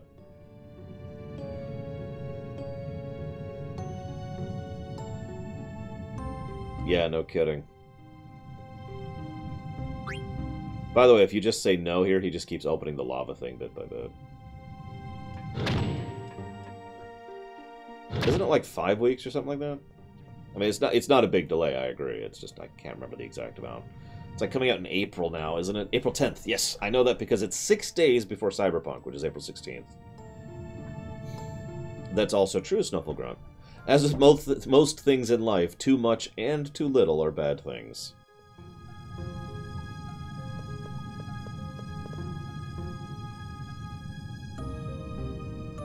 I could be wrong, Moff. I don't know. I don't have the numbers in front of me. I'm just going off what I read this morning, and that was like 5 hours ago at this point.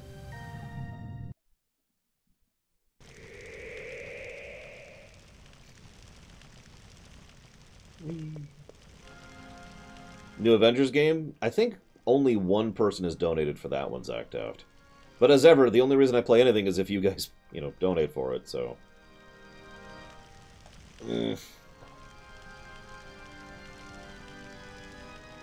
Now we get to go to Oive. Oive. God, I always have trouble pronouncing that one. I had to look it up. It's French. Oiver. Excuse me, there we go. That's how you say it. Oiver. You gotta kind of split it. Okay, so I need to leave behind Kawina and Steiner and Garnett. So I'm gonna take with me...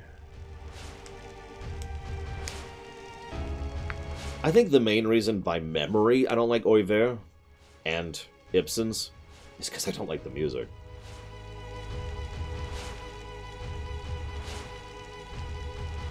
No, I know, Cyric. See, the thing is, usually I take Kawina.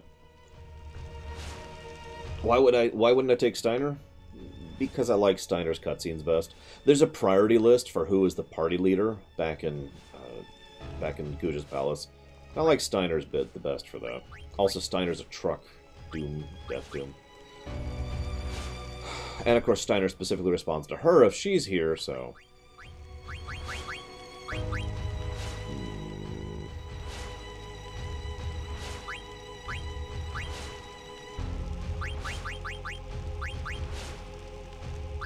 Yeah, like I said, there's a priority list, depending on who you leave behind. And I think Eiko is actually highest priority. It's Eiko or Vivi. I'm not sure. I can look it up really quick. Hang on.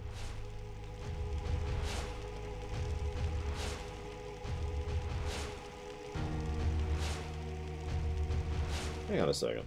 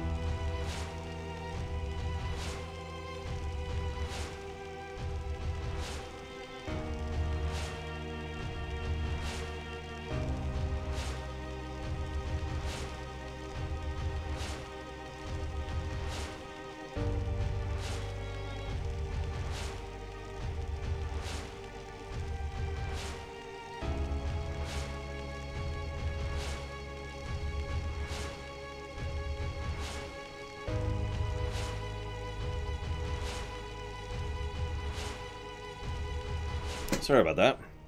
There was a weird noise and I couldn't figure out what it was. What it actually was my door was vibrating just a little bit up against the wall. So I was just kind of going really quietly, but I could hear it. Oh, I was like, what the heck is that noise? I also wanted to make sure it wasn't something actually, bad. Wait a minute. There's a weird donation. It's from someone who needs to be stabbed an infinite number... Wait, hang on. Let me actually read what you said first. Why is there always a chair, Alex? Yes, we will rock you, Takoida. Thank you, Alex. Are you there? I should wait until Alex is actually there.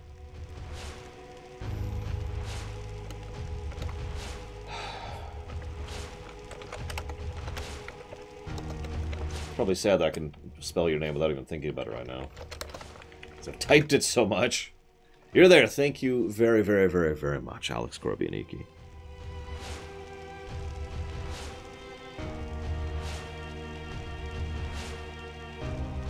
Very much appreciate your penny and your support. Thank you. And I've put that towards finding a new chair. So that doesn't happen anymore. My goodness, sir. Okay, so hang on. I need to look something up real quick.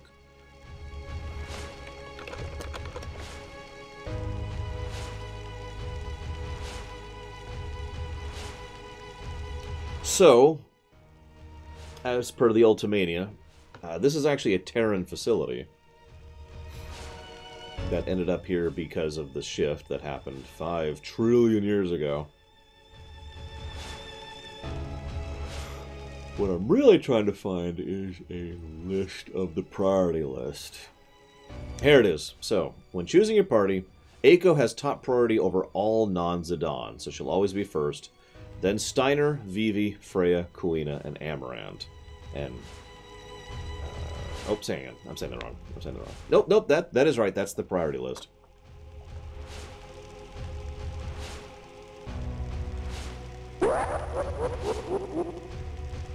And basically, Kuina, Amarant, and Garnet will never actually be in charge.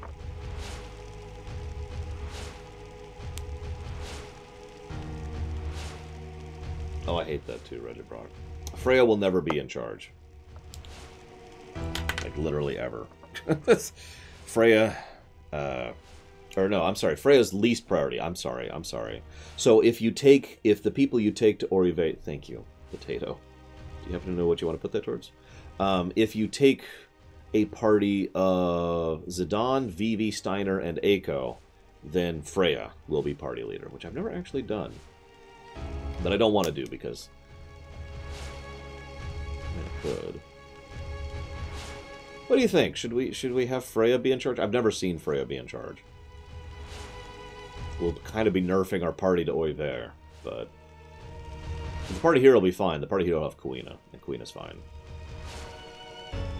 Master Chief Collection.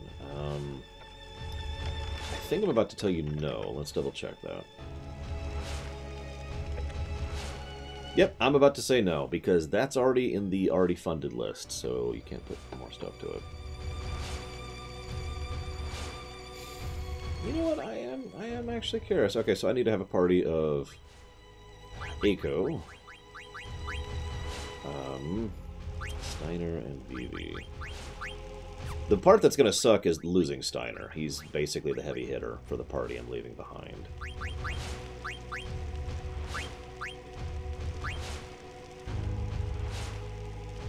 Basically, yes, Snufflegrunt, which is the problem.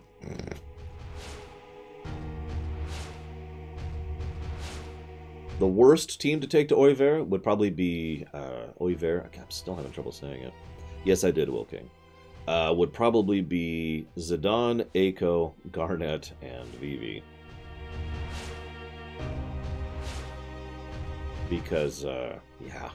Kuina's better because blue magic actually works in Oiver.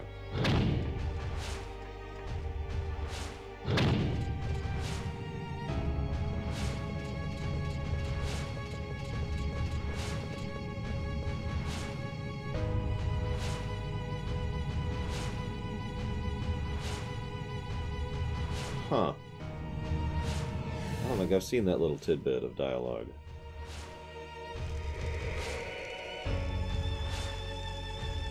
Which is funny, because I'm pretty sure I actually still need an actor to play both of those black mages in that scene, because they show up a few times. Yes, Disco. And the answer is, what Smash question?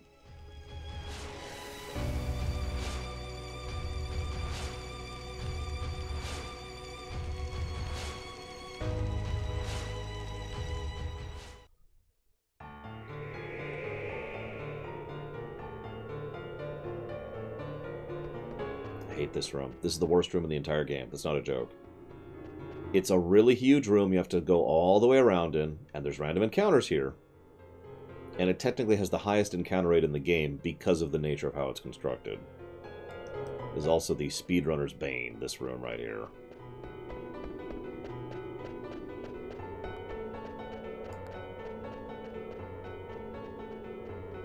But we made it. Whew.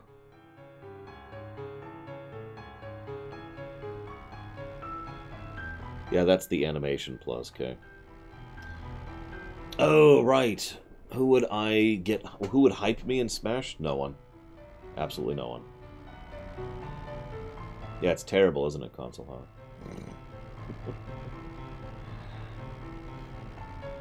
Of course I'd say thank you, Zach Taft. I'm not a dick. Even Mega Man? You know, I've actually played as Mega Man in Smash, and I suck at him so hard, I'll probably never play him as again. You got it, Potato. You know what? I'll put that money towards you voicing a random NPC in the theater. How's that sound? Please? Like one of the black mages I just talked about. If I was confirmed for Smash, so I'm just sitting there in the back and I'm like, hang on, my back hurts and my leg isn't quite working right. And then someone hits me and I'm like, ah, and I just collapse instantly. I don't go flying off. It's not actually a win for them. I just collapse on the spot and they can never win. And then I pull out Frostmourne and kill them.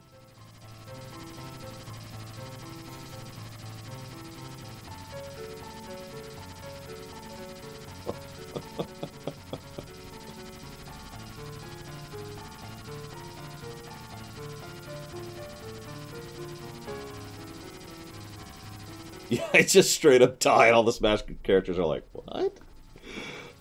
What in the world? Okay, so if I was actually going to pick a character that I would want in Smash... Again, I'm not a big Smash fan, but if I was... let me think about that for a minute.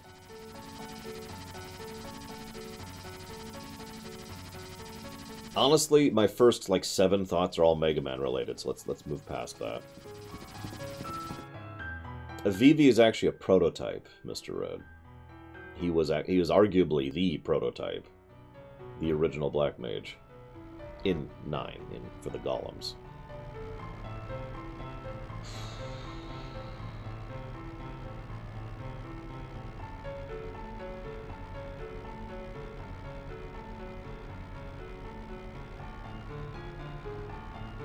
Yeah, they use that leitmotif a lot, Kay, to good effect. Secondary Zach Taft. Easy answer. You want a long-range support sniper for the first shooter. Like Laguna! Or wait.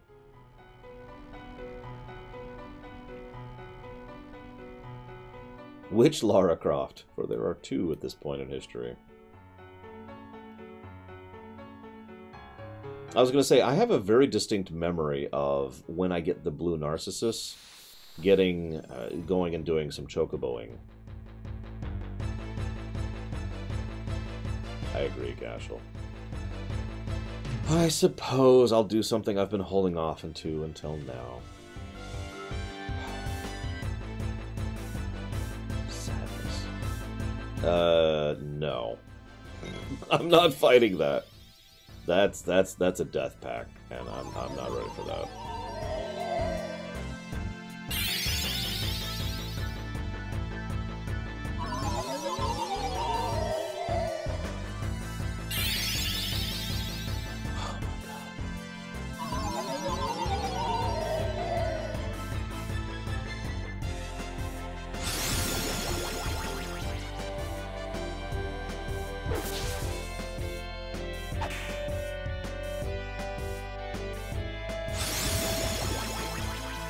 Basically, yes, Dakota.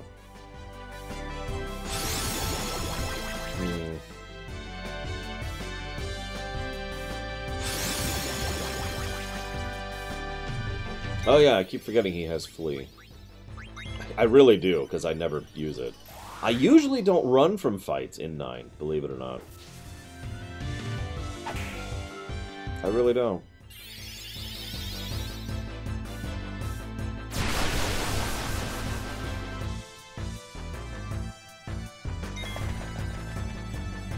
Okay.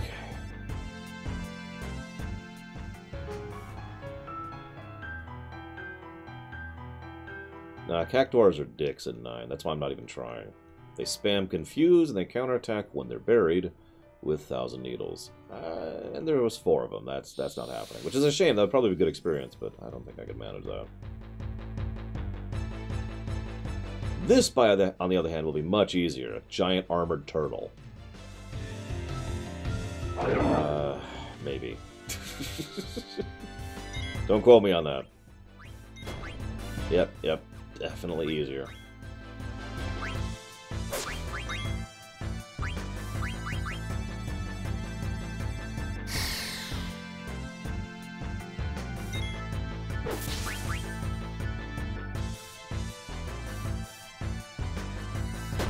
No, you're right. There's actually chocobo tracks here. I'm almost positive you're correct. And you can just summon a chocobo anywhere there's tracks, so...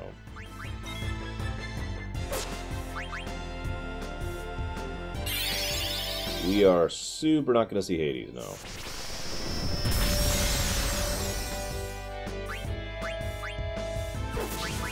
Do this.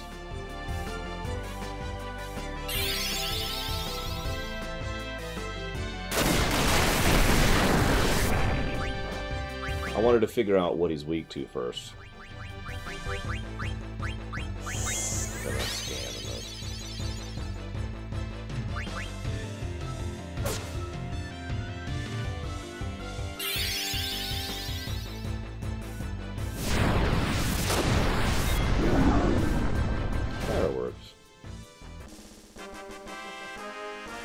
Look, I at least beat him, Final Cloud.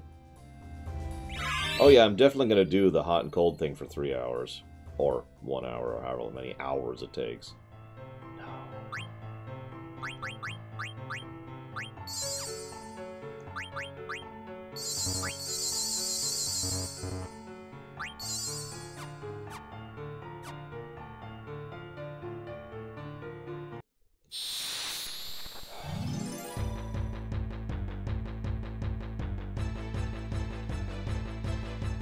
Oh god, it's Shote. That might suck a little.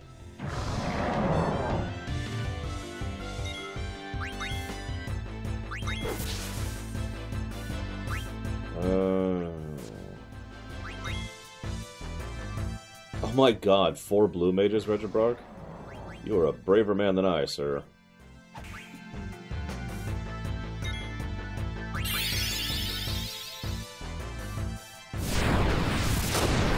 See, I think the opposite direction. I think the Super Soldier is more useful as the backup plan.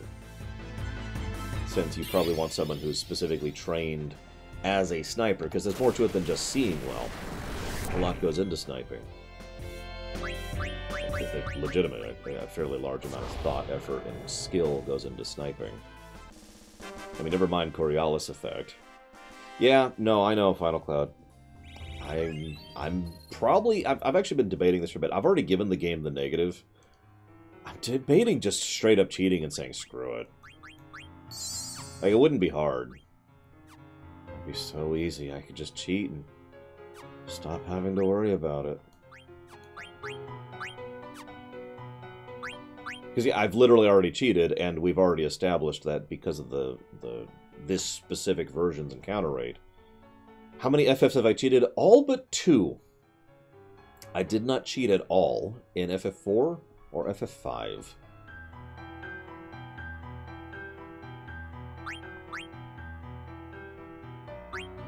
Which I'm actually quite pleased with. But I cheated in every other one to some extent or another. Although I didn't cheat in 1 or 2.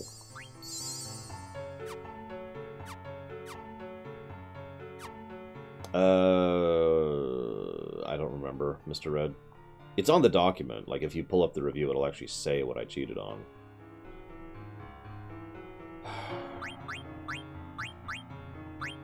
Maybe, Myron. Maybe. I mean, I got all the frickin' way to the very last part of the very last dungeon. So, actually, FF5 had a higher encounter rate. Because, you know, SNES game versus a DS game. Equipment, that's what I'm doing. God, I'm sitting here like, what am I doing?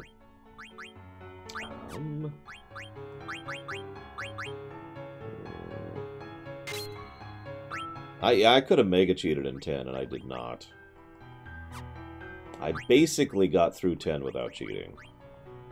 Like it's one of those technicallys that I have to put on the cheat thing on the marker, which irritates the crap out of me, but it is true. See you around, Cord. Enjoy dinner.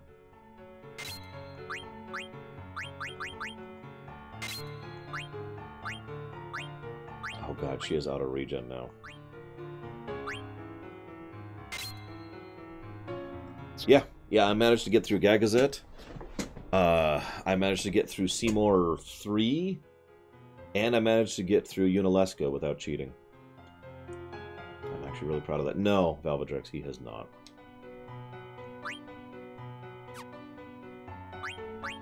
And he never will, probably.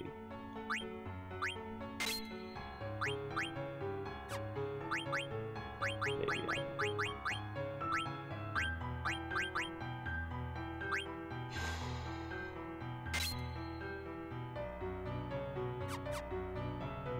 Whoops, got one person. Me.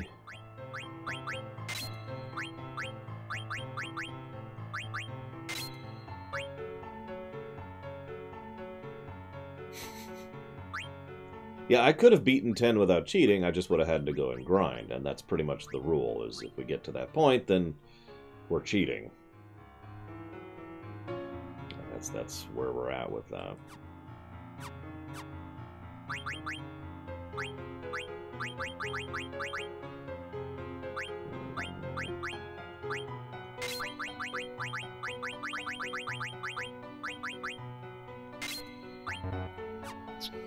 You know, I was just thinking, I actually can't go and level off the dragons. Not until I get the airship at this point. I'm locked in. I don't have any ability to go anywhere until I beat the volcano.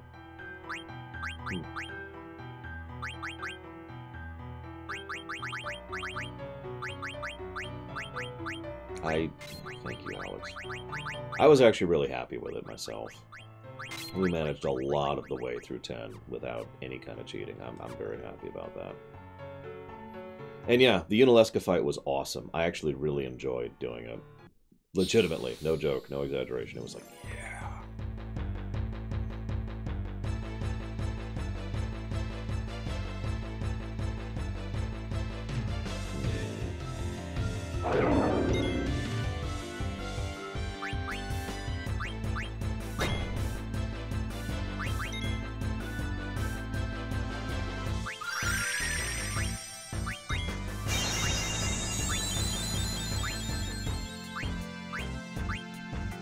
I don't know, Myron. I was running into a hell of a wall with Seymour 4. Like, if you remember, that was the actual wall we were at, and I died to him how many times? And I kept trying again, and then dying, and trying again, and then dying. And each time you gotta watch that whole cutscene. I think that was one of the biggest problems by memory, is it was like each, you know, I might be able to keep trying here, but...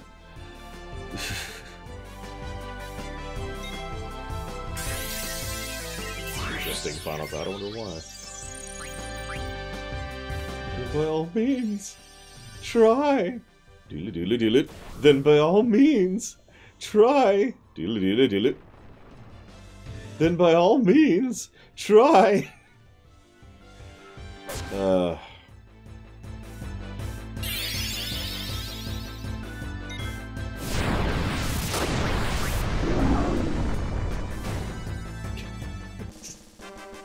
Damn it, Seymour, shut up! And that's why FF10 got 2 negatives for unskippable cutscenes. There's the usual unskippable cutscene problem, but my god, FF10 has like the worst placement of cutscenes that you can't skip. It's awful. What was I doing? I just learned something. It doesn't matter. Let's just go. I gotta cut off soon. I'm debating if I want to cut off at Oiver or right after it. I think I'll cut off before. By the way, as a quick reminder, we're still missing a couple of people for Terra Faces. For anybody who would like to be a part of that, please feel free to join in. There's an entire channel dedicated just to tracking the Terran Faces.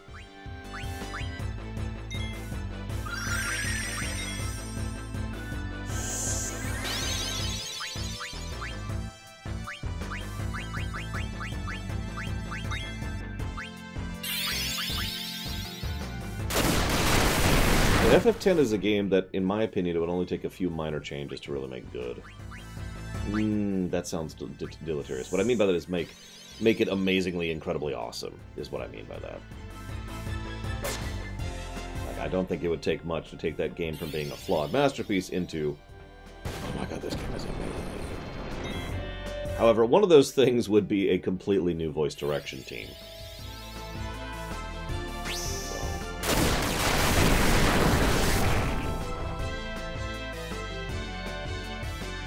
What are Terra faces? Well, if you keep watching, there are these faces of Terrans who have dialogue, and they all speak basically at the same time, and so that's...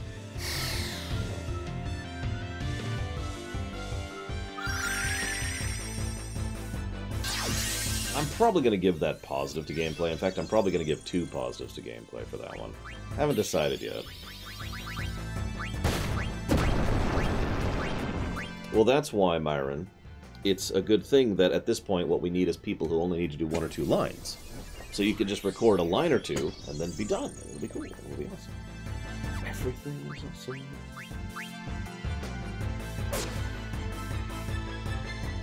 awesome. Gotcha, Final Cloud. Yeah, that would do it. That would do it. Why, you know... I'm fighting a house. Okay, sure, I can kind of go with that. Why am I fighting a house with a cannon built into it that's standing on crab legs? Yes, I need you to do every dwarven voice, if you don't mind. I agree, Alex. Especially since most of them have continued voice acting since then. I would absolutely love... Like, it'll never happen. Not until I conquer the world. But I would absolutely love... to reach out to all the voice actors who did the voice acting for 10 and just ask them to come back and re-record their lines. And we wouldn't have the bug, like we would fix the bug where the lines had to be the exact duration and size, you know, that problem. And we would have more voice directing, we would be more experienced with it, and they would be more comfortable with the roles, and it would be awesome. I mean, yeah, I've heard Tidus in like 3 other games past 10, and he's great in all of them. Ugh. Anyways, I think I'm going to go ahead and cut off here before we do Oive. And I will go ahead and see you guys in about an hour. Maybe I should actually add that, so I'm going to chop off the local recording.